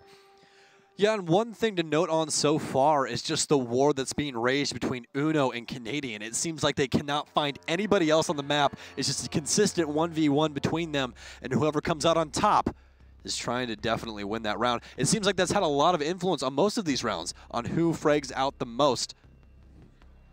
Uno definitely still the front runner, I would say, when it comes to stats, at least at this point, for the guys on LeStream. Definitely the most consistent player that's been picking up kills throughout the course of this one. Unfortunately for the other four, it's been a little bit more split up. We haven't really been able to rely on Alfama, Rise, Hicks, or Ace to be able to do anything fantastic over the course of the games. That's fallen to Uno. It's mainly been a team effort so far, but there's nothing wrong with that. Here we go, though, folks. Our second, potentially final map of this series of Evil Geniuses take it. It is Oregon. Let's get into the bans. LeStream have the first attacker ban, and also will have the final defender ban as a result of that. Oregon, once again, very linear map. Most teams know, just due to the fact of its age inside of Pro League. Glass going to be the first ban, which, again, really does not surprise me with just how prominent he is, especially on the downstairs site. And Dokkaebi going to be removed by Evil Geniuses, spotting out that LeStream loves to execute off of her utility. Yeah, so that's a target ban at the team for sure. And obviously they're going to have to deal with not being able to have that themselves, but I don't think we really saw them use it at all, so they won't be missing that too much. First defender ban, also Evil Geniuses' final ban, pretty predictable. Echo, again, we see this pretty much every map, every game. Yeah, and LeStream, they're on defense first, so they might not even ban Mira. Mira might make it through. They might ban Maestro here. We'll be very interested to see. And they're actually going to ban Valkyrie. So they're going to leave Maestro on deck as well as the Mira, not trying to take anything away from their defensive set. There's both maps now that they've chosen to knock out Valkyrie as well, so they really must have had an issue in a prior match with Valcams to choose to get rid of it. Not only on Oregon, but back on Villa as well. Those pesky Navy SEALs. It's causing too many problems. So let's get into it, folks. Here we go, the first round. And it's looking like LeStream will get the defensive start, so they're going to head upstairs for their first sight. And oh, look, she's back. Clash once again is going to be brought into the fold here in the kids' dorms and bedrooms. I think Hicks is just addicted to the lady that screams at everybody.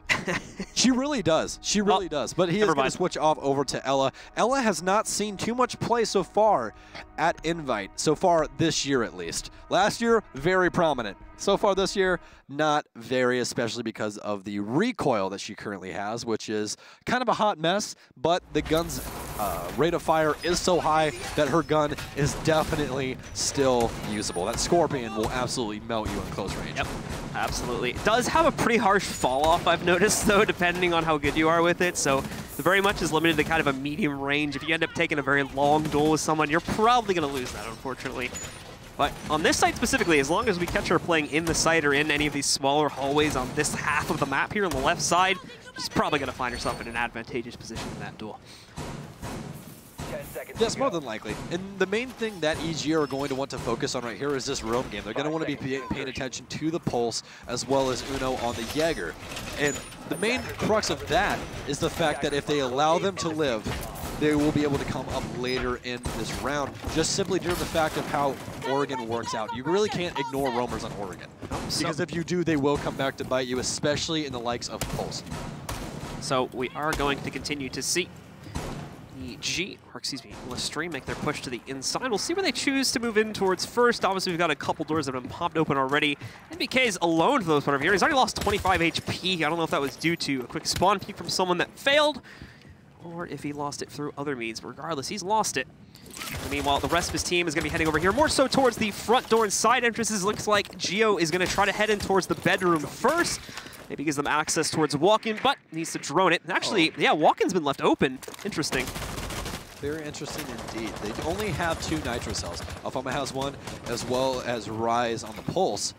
But Alfama playing very, very close to the door of Generator, which is very surprising. He's going to rotate back. Rise actually playing the bottom of tower right now. He's actually all the way in the basement. And Necrox is going to absolutely delete Uno for him. Canadian going to follow it up. That's the roam game already gone at 1 minute and 15 seconds. So very good start to the round coming out for LeStream.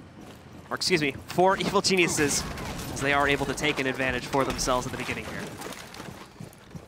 Canadian going to start working his way over towards these main windows. We actually have Hicks rocking the shotgun with no sight, surprisingly, as well.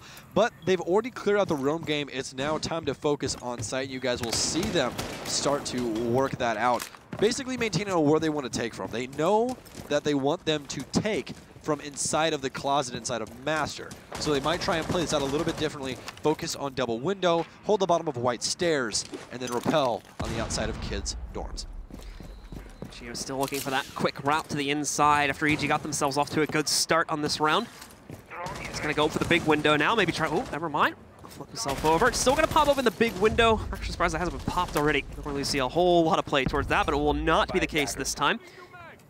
We are going to see Hicks playing over to the double windows inside of the main kids' dorms here to try and see if he catch it. Of course, the ADS is going to eat up 2 of those flashbangs. The third will hit. It's actually, is that the shotgun on Ella? Yes, it is. Yeah, it's the FO12. All right. We'll see how well the performance comes in from that. Oh, my goodness. Oh, my goodness. What a utility dump right there is Hicks. That's nightmare fuel. He's going to have nightmares about that. He knew he wasn't living through that. He's like, well, this sucks. C4 from Alfama going to get tossed in towards the double windows. Doesn't blow it up just yet, however. The plan is now coming down from Young in the meanwhile, but there we go. The delayed charge is going to be able to knock out Young, interrupts the plan. And Alfama will pick up another kill besides that as well on the mirror. So a quick double from him, peeks in for another one, but no! It's knocked out by Necrox and Canadian, who pick up 2 quick kills to give EG another one. Who said Necrox can't frag? I want names. I want names. The man is absolutely running a riot right now over LeStream's defense. Very clean round by Evil Geniuses. That roam game was cleaned up so quickly. Yeah. Very, very nice job by EG, and it was almost back-to-back on the roam clear as well. Incredibly fluent from EG, of course. I think had a little bit of a pacing issue. It definitely took them a while to get into a position to push the site, but the push itself was incredibly convincing, obviously, besides the nice play that we saw from Alfama there to nearly stop that push with the C4 and push combo that he had. It's over to the basement, though. Instead of reattempting that kid's dorm again, the guys on the stream just going to move right on to the next site instead of reattempting the same one. Yeah, and EG really slowing down later into that round, as you said, especially after the roam clear. And the main issue, well, not the main issue, the main reasoning for that is the fact that there, a lot of times is where you're like, okay, we got the roam clear, done. We're just going to force sight, and you go to force sight, and then you just get absolutely slammed in the dirt. You don't want that. You don't want that to happen. So re-droning, going, okay, we got our head count on site. We know they're all on site. We can now set up our angles and work our way in. And That's exactly what they did, and it worked out. Even though they absolutely dumpstered that window with all of those nades. They had 2 stun grenades and a frag grenade all going through a window at the same exact time. Poor Ella. Poor Ella. So, with Ella not having much to work off of there, we are going to see an abandon in the second round, traded up to another operator instead.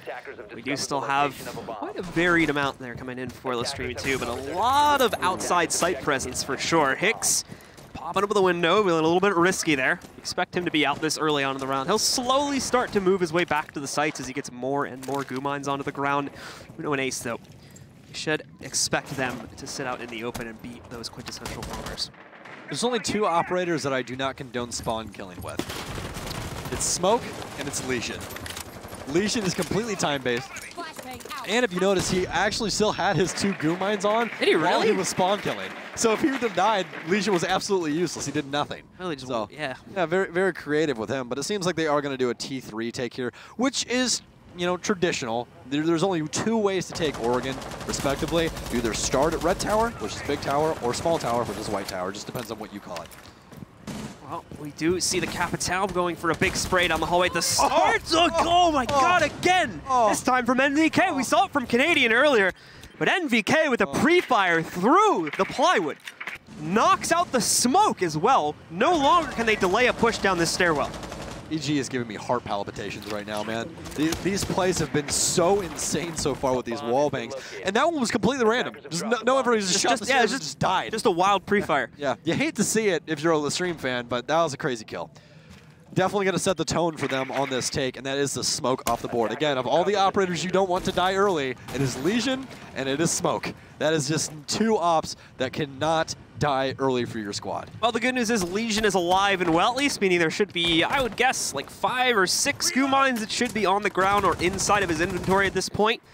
And that number grows more and more the further we get into the round here. It's looking like EG is going to take a slightly different route to finish things up on their push, though. The reinforced wall on the inside of the bunker entrance is going to be broken down without too much of an issue. I don't think they're going to have the capability to stop that, so that wall will be popped open pretty easily. And now LeStream has to get ready. As you can see, the mirror window also being popped open early on here, too. Leave them not the greatest capability to defend here. Alfama going to go down to the mirror. Aces is still all the way upstairs as well. As you guys saw him in kitchen, you can see him all the way through as well as Uno. So there's only 1 on site right now. It's just Hicks. Uno's going to find 1. That'll be NVK. Now he has hatch control as Ace will rotate back downstairs. This is starting to falter out of the hands of EG until Young comes up massive with a kill onto Uno. And it's all left up to Aces and Hicks to see if they can pull this back from the depths. Time is once again going to become an issue here for Evil Geniuses, though. At less than 30 seconds, Ace just running in to get a kill. He's just barely clipped off on the side, though. Will be finished off by Canadian as they take him out, leaving only Hicks in play. He's got under 25 HP as well here, and it's a 1v3 he's up against. Trying to play 3 different angles. Once he gets 1, nearly gets the second. In fact, nearly takes him out outright, but no, Geo is there for the trade. EG picks up round number 2 with a 2-0 lead in their favor.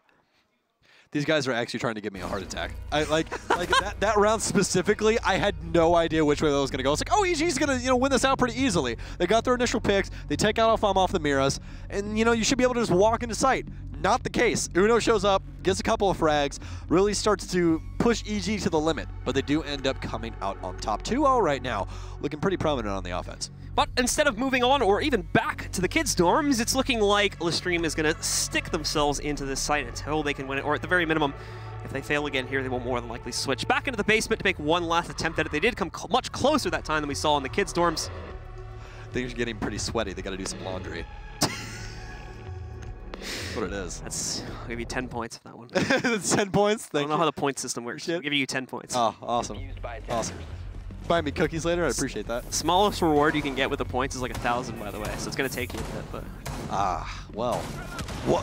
What? We have Canadian on Blitz? What the heck? How do we miss that? I don't think I've ever seen this before. I'm not going to lie. Well, we were literally staring at each other just laughing at the stupid joke I made.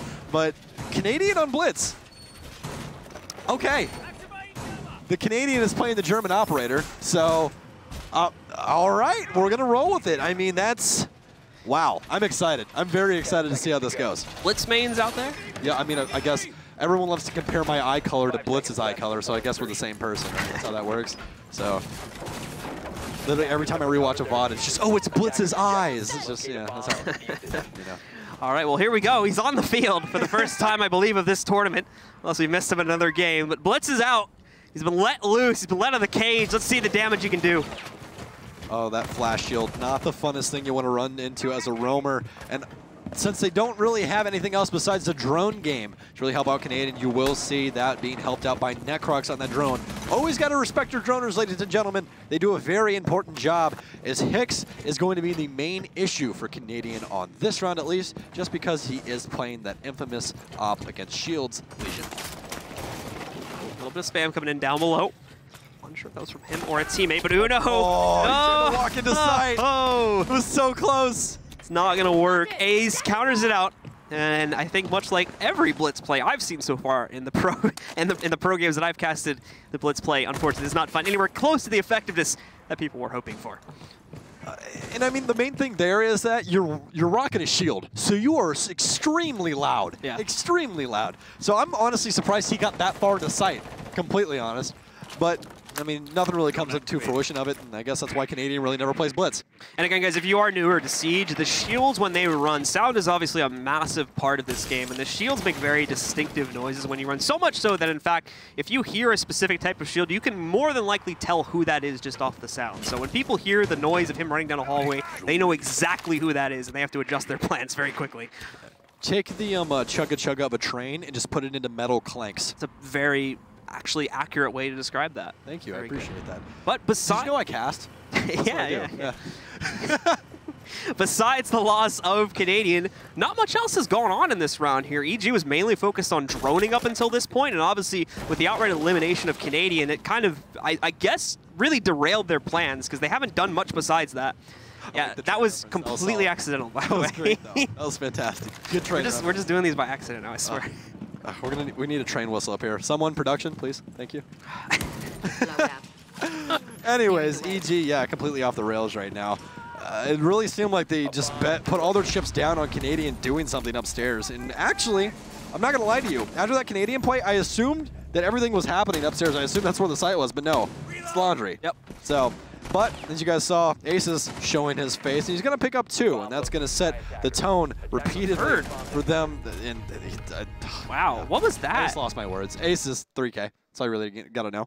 I mean, really just, it seems like a misfire almost from AG, right? Because they just don't, they really don't get anything accomplished on that round. Yeah, they get themselves. Canadian died, and there's like, all right, like, I don't know what to do. Yeah, I mean, like, you know, it really stinks to make analysis right there, right? Because it's a bit of a cop-out, but that literally looks like that's what happened. Like, yeah. It's very unfortunate, so. They tried to have the push upstairs, and they really had a lot of reinforcements dedicated to the top hold, which is not a bad idea. That's actually a very prominent way to hold Oregon. That's one of the more creative things that you can do inside of this match, or excuse me, inside of Oregon as a map.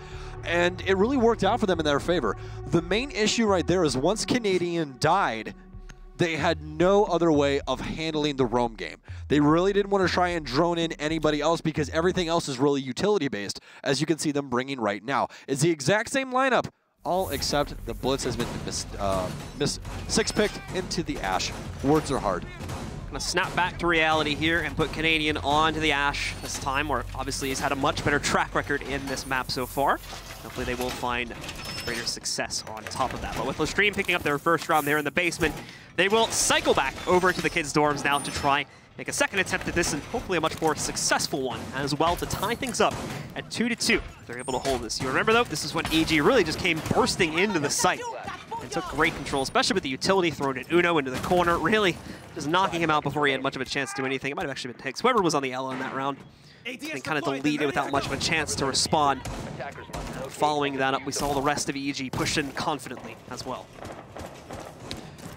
And as you guys can see, LeStream really plays a blanket hold on their Oregon setups. We have a setup downstairs in kitchen, as well as we have roamers all the way over in meeting and downstairs as well.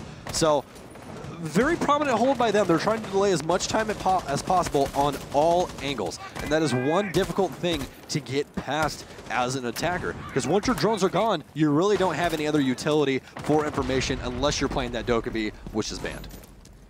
And we are going to see the guys on Evil Genius, has actually taken a lot of time outside of figuring out the appropriate route they like to take on this push. It looks like Young is ready to move in after he blows open this wall here. Necrox, of course, will be joining him as the first one to actually move in, but he's more of a focus on droning, just wanted to get into a safe position. The wall's been blown open. They've got positioning to work with. It's not exactly that great, though, considering all the holes that are sitting in the roof right there. That would open up a lot more potential for them to just get picked off by LeStream if they decide to push directly through that hole. As you guys could see, Canadian finding his defensive counterpart in the likes of Pulse. But still a heavy roam game coming out here by the defense. And Uno tries to win, but he has no sight, doesn't know where the center of his screen is. And NVK is going to teach him a lesson about wide peeking as well as aces. That's going to be 2 early kills for NVK. NVK with a good start to the round, of course. And this is often how the 2 rounds that EG has won have started, with a very dominant clear on the roamers, taking them down very early on, or at least the players that are playing off-site, and leading them into a very straightforward site execute now that they have such a big man advantage. Canadian's going to keep running through, just quickly clearing out the armory, giving himself a little bit of time to check the drones, but unsuccessfully. He'll pop open the wall to the hallway, a flash to assist him. We'll find nothing down it, however, as EG are still hunting down the last 3 players here on the street. And this entire clutch for the defense is all going to be left up to Rise. Geo going to take out Alfama. Rise has to find some success here, and he'll start things off with Canadian, as once again, his defensive counterpart will end up taking him down. Hicks still has 3 Toxic Babes as well, which could come to of importance later on in this round. But as of right now, EG in the driver's seat as they start to barrel down towards site. Rise still on roam as well. Very ballsy play by him. He's over on the master side, holding main stairs. Hicks, as that ADS will get burnt, trying to play the windows extremely aggressively, but he's not going to find too much success. He might peek right into Necrox, but no, he is going to back off of that. Does not want to die just yet. Geo's actually going to drone him out, and he is going to see one, pop some shots, but no, all he has is a crossbow bolt out. Rise contesting yellow stairs as well, and he's going to get taken down by Geo, and Necrox going to find Hicks. And that will be yet another offensive round by Evil Geniuses. So there we go. EG going right back at it. A little bit of a hiccup there on the play with the Blitz, but coming right back into it here now. With their normal lineup, they go right back into dominant form. Same as we've been seeing in the other 2 rounds that they had already picked up. LeStream just not able to contest that push for some reason, as it proves to be so strong here at the start for EG. It's almost comical that everyone loves to complain about Blitz, but the one time they take Blitz, they don't win. They just don't. Like, they didn't even come close. Yeah, they just died miserably. Yeah, it's just over. But then they put Ash back in, and then they just went around. Like, I guess. Just frag out. You know what? Maybe the community was right. Maybe Ash is broken. I don't know. Calm down. I don't know. You calm down. Calm down. But no. So again, another interesting choice from the guys on LeStream. Not really feeling going back to the kids' bedroom again due to how one-sided the 2 rounds they played out are. So they're going to go to the double towers, in fact, and see if they have better luck here instead of going back to the other side that they just played on. Which is, again, not necessarily a common choice considering the increased difficulty that this site would provide versus the kids' bedroom. Yeah, LeStream really needs to start finding some success on Oregon. Again, Oregon is the most competitive map, actually, right now. Almost being a 50-50 split on offensive and defensive wins. But right now, it's not really coming to fruition for LeStream, as they are staring down the barrel of 3-1 currently. Need to bring back a little bit of something, as they will start their defense on the tower. Which, you know, as a site, one of the only split sites that gets play inside of Rainbow Six Siege, the other one being on the map Consulate inside of the Tellers and Archives area, which we saw earlier today, actually. Actually, just an interesting side note here. I was looking at the stats, which again, big thanks to our friends at Siege GG for helping us out with that. The map stats specifically, Tower has like the highest percentage win rate for defense. Yeah, it's like 72%, right? 61.1%. Oh my goodness. Compared to right around 50 exactly for both the basement and the dorm sites. So, interesting. Well, we were actually having a talk with Kickstarter about that yesterday, and the main issue with people attacking the tower is the fact that they just don't handle it properly. They just stay on rappel on the outside, hoping that the defense will mess up, and you can't do that. You have to try and get aggressive, try and get those entry frags to open up the site, just like any other site. It's very difficult on the tower just due to the format of how it's set up, especially with the operators that are now in use. It's Yeah, it's definitely like an interesting turn of events. You could almost argue that the other two sites, we talk a little bit about how this map is played out, right? And you could almost argue the other two sites are the ones that are played out, but Tower obviously still has a little bit of mystery to it in the way that you're supposed to approach it, and that's the reason why defenders are more successful. That would be my first guess anyway. That's why that is the case. Geo almost catching 2 roamers off guard as he will open the kids' dorm hatch into the pantry area. But he's not going to find much success. Canadian rocking the Maverick this time around. And this actually might come to importance later on if he is able to get a very narrow sight line onto one of these meeting walls here on the split door. As Geo will start to shoot open the main meeting hall door. They're going to have to be concerned about the vertical play here. It's always going to have to be a concern with the attic, who's playing inside of it, and the pressure that they are going to constitute from the hatch being open. As Aces is going to play very close to sandbags. He might actually drop here. MBK going to actually get marked out due to the alibi. Canadian going to find Alfama though, and he's actually going to make a Swiss cheese of the attic wall upstairs. So, with, once again, LeStream losing one of their defenders very early on. To be fair, it is going to be the Bandit that gets knocked out, so not necessarily a major loss to their late round play. Like we were talking about before, it's more so the smoke in this instance they have to worry about getting knocked out. There's Necrox running into a slight Gumine as he gets himself out into the open. Geo as well running into some problems as fire from the backstage tower ends up impacting onto him slightly, bringing him down to just under 75 here. It's a slow push, and again, the time is going to become an issue. Micro smokes go out. There is room to move in and go for the plant in the corner of the hallway. We are going to see the smoke come out as well. The counter smoke from himself will force the defuse to get canceled. 15 seconds left. They don't have any more time to waste here. Someone has to go in. They find the smoke, actually. So this time, the plant will not be stopped. It's gone down onto the ground. And at this rate, they might not even end up needing it. There's a nice attempt from Uno to leap out on the outside of the door to stop that, but it does not end up working out. And instead, we see Evil Geniuses once again at an incredibly low time to execute. Just clean up LeStream. No questions asked. That was an extremely boring round until the last 15 seconds. Pretty much. Nothing really happened. They more or less got their initial entry frag. Like, okay, we have control of meeting. And then they just stand there, look at each other a couple times, like, all right, here's what we're going to do. We're going to break down the wall over by the door of meeting. We're going to plant there and try and bait out as many smokes as possible. But bad news is they didn't have time to try and get that diffuser down with smoke up. So what do you got to do? You got to frag out the smoke. Just kill smoke. Just kill smoke, forehead. Like, come on. But I mean, it worked. It's 4-1 right now. The ultimate problem there is smoke kind of has to stand in that spot as well, right? That's the only angle. That's the only angle to toss it, because if he stands higher up on the staircase, the angle will actually just like land right down to where the smoke won't reach him over the corner. Because he was just crouch planting. It's kind of a hard thing to describe. Basically, you just turn your butt towards the site and you back up right until you can hit your F key to plant. And it's the best way of trying to get a plant down without getting injured. It happens a lot on bank, on server. So a nice play indeed. Nice attempt from Uno at the last second as well to jump down, as we saw in the alibi, to try and stop things at the door. It was red, though. It was immediately countered out. They definitely thought that might have been a possibility. So props to EG for making that as clean as it was with how low of a time to execute. Normally, those types of executes are incredibly panicked, really disorganized, and you would see a play like Uno made be relatively successful. But again, big props to EG, definitely holding their own in that one and continuing to dominate here on Oregon at 4-1. Definitely a good showing, especially after the last map coming out this hot after. Again, I really think they work very well with momentum. Either that or, again, Gotcha's just the GOAT. You just, hey, we're going to take a tag time out. We're going to discuss a few things. This is what I think you're not doing properly. This is how we're going to execute after that. It might just be that adjustment. Sometimes it is just an outside presence going, hey, I noticed this, and that fixes everything. Evil Genius is a little bit more direct towards the big window this time, inside of the dorms.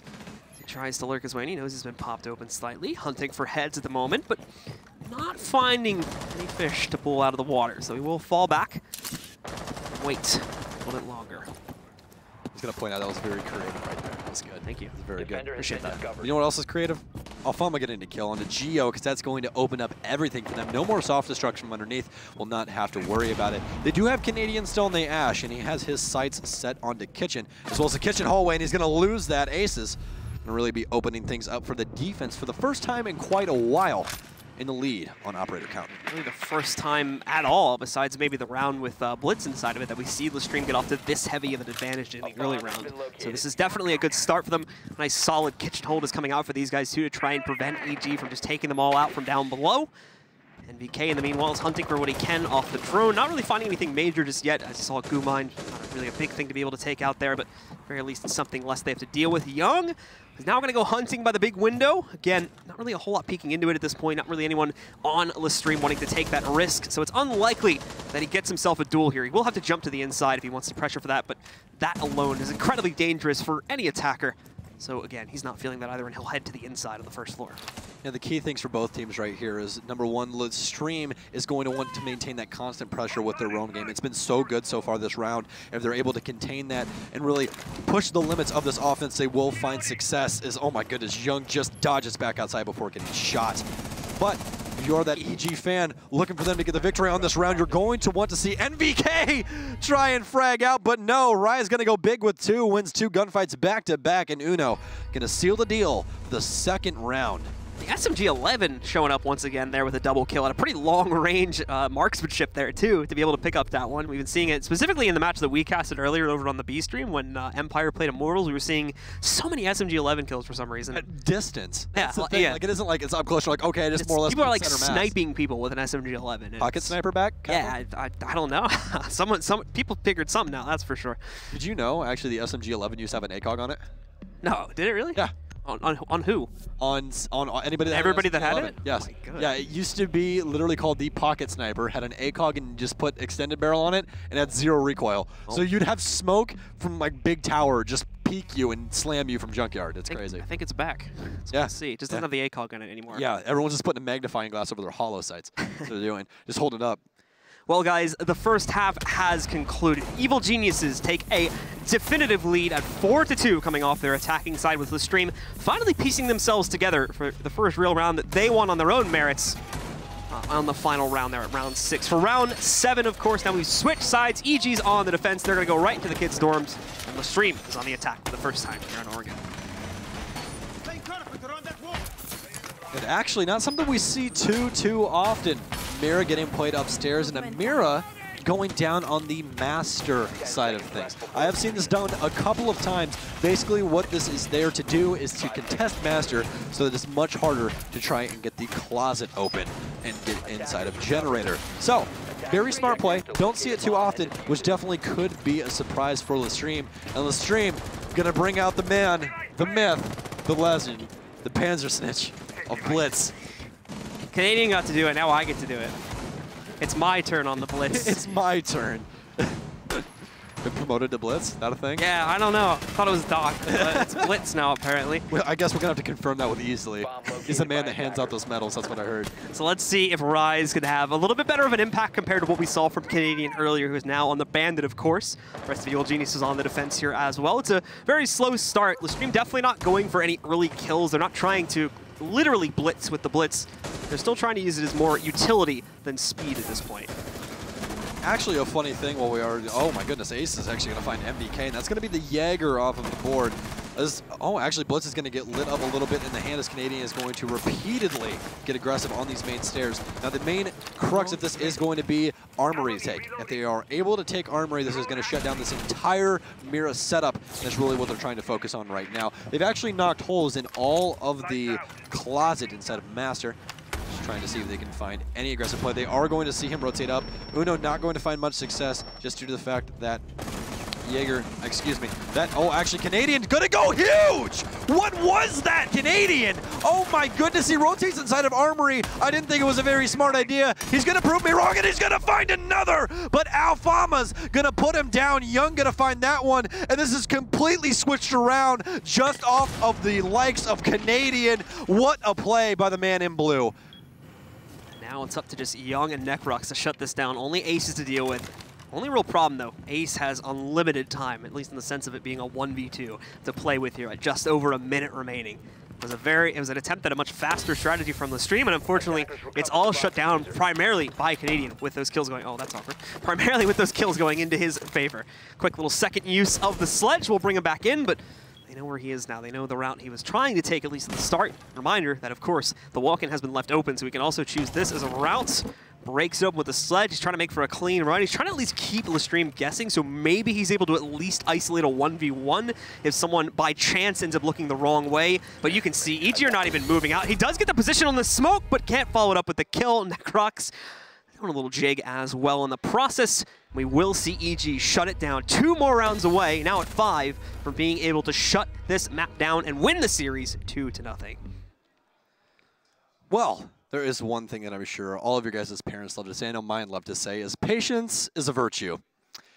Patience is a big thing on defense and definitely a prowess that EG had in that last round. Once they got it down to the 2v1, no overpicking, just hold your angles and try and make the offense have the error. And that's exactly what worked out right there. Tactical timeout going to be taken by LeStream, and they're definitely going to need it, staring down the barrel of 5 rounds to 2. This actually works out well for EG, because if you guys caught it on stream, I think we had it on stream for a second there, we had EG's coach calling for a timeout at the same time as well. So Gosh is like, hey. It might actually be EG's timeout, but I'm going to assume, because it's definitely LeStream's timeout, because they know what they're talking about. They were prepared for this, so EG's just going to ride on that, actually, because they wanted one too, as far as I'm aware.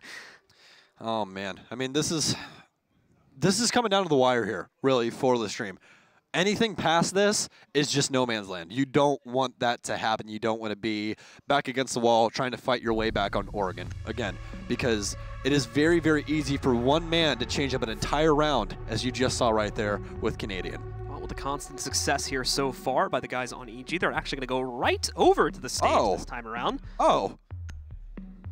We're actually going to have Geo on Pulse. Okay. Yeah. And again, it's going to that stage site for the second attempt here, as they will try to shut this down more quickly and then lead them into the basement, I believe, for what would be their final round to try and shut this out. Yeah, and this could be very dangerous, actually, for the defense, just due to the fact that Rise is still on that blitz. Could be a very prominent thing coming into this site, just due to the fact that he gets so much pressure downstairs, especially with that Capitao in play as well. Not going to be affected by ADSs are those crossbow bolts. That is the beauty of Capitao. His utility has no counters at all, at least in the air. You can obviously move or have, for his smokes, have Evil Eyes, something along those lines. But the asphyxiating bolts really don't have a counter. They are the counter to ADSs. And it should be noted as well that they're micro smokes. They're not they don't cover as much of a surface area as the actual smokes do, but they're still, especially on a map like this, which has a lot of tight choke points and stuff like that, they still pretty much prove to be just as effective. So that's why we... Capitao's not a vape god like Glaz is. No. He doesn't have the ability to literally see through smokes. Yeah. Oh, man. Glaz is the ultimate vape god. That's what he is. We are going to see Uno start things off with a direct push to the inside of the dorms up at the top, and he's got plenty of teammates joining for him. Rise, in the meanwhile, has taken his own route downstairs by moving through the dining hallway here. He'll slowly start to work his way, regrouping with the rest of the team as they look to isolate out any roamers that are currently on the board for EG. I don't think they have too much, though. It looks like they've got 1, maybe 2 players running around in basement. You can see they've got 1 player at the very top of the tower. And obviously, that would be a bit of a stretch to call that a roam at this point, seeing as he's just a hop away from being on the site. Yeah, and T3 is mainly where you're going to want to start your attack with the site. If you can clear out T3, you have a very good chance of picking up the round, just due to the fact that that second tier take is going to be a lot easier for you. And again, this is the main issue with offensive teams attacking the tower. They take a long time, and they clear out everything else, which isn't the issue. It's just a massive time waste for them to try and do this. And the other issue is that the roam presence can be so important downstairs, just due to the fact of how quickly you can rotate downstairs from that site. So they're going to have to be worried about any form of roam down here, as Rise will start to push inside, and actually MBK is going to find 1. The blitz is actually going to go down. MBK is going to find 2, and that's going to be massive. Capitao and Blitz both off of the board. I feel like I casters cursed them, because I literally talked about both of them as we were getting into this round. Let's just... not good, unfortunately. At least not in this game. See, once again, fails to find the effectiveness that they were hoping for. It is good damage, of course, but no actual kills being picked up. whatsoever. You still have Canadian sitting up in T3. You were talking about too. He's got the portable shield to work with as they're going to be playing around the usual windows. Do note there's other windows you can use to try and figure out, which is exactly what he's doing right now. Hicks will find Young, but that's detached from this T3 push. That's a separate event.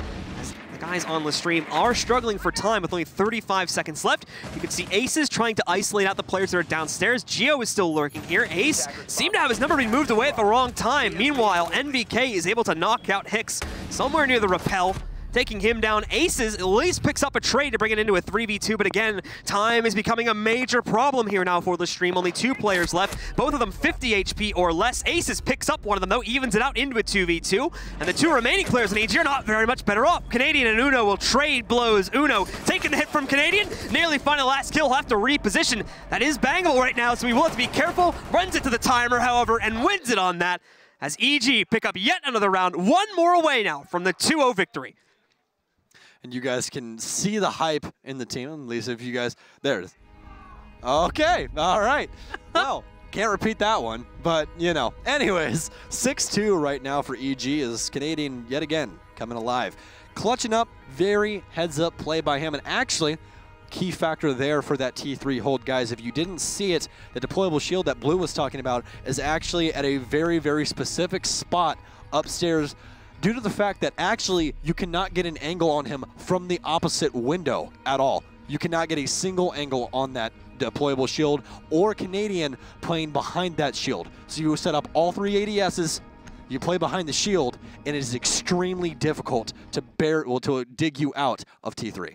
And Canadian basically had the last player who was up against number as well. Even if they attempted a plan, it would have had to probably been on that 2nd level due to the time constraint, and he would have literally just had to peek and kill him in order to do that, because if you stop the plant, then you immediately all the way over the meeting, actually. What's up? The diffuser was all the way over in meeting. Oh, was it really? Yeah. Oh, so yeah, that He's just screwed. didn't really have much of a chance there. That I didn't realize the diffuser was dropped. I thought he had that at least, but wasn't the case.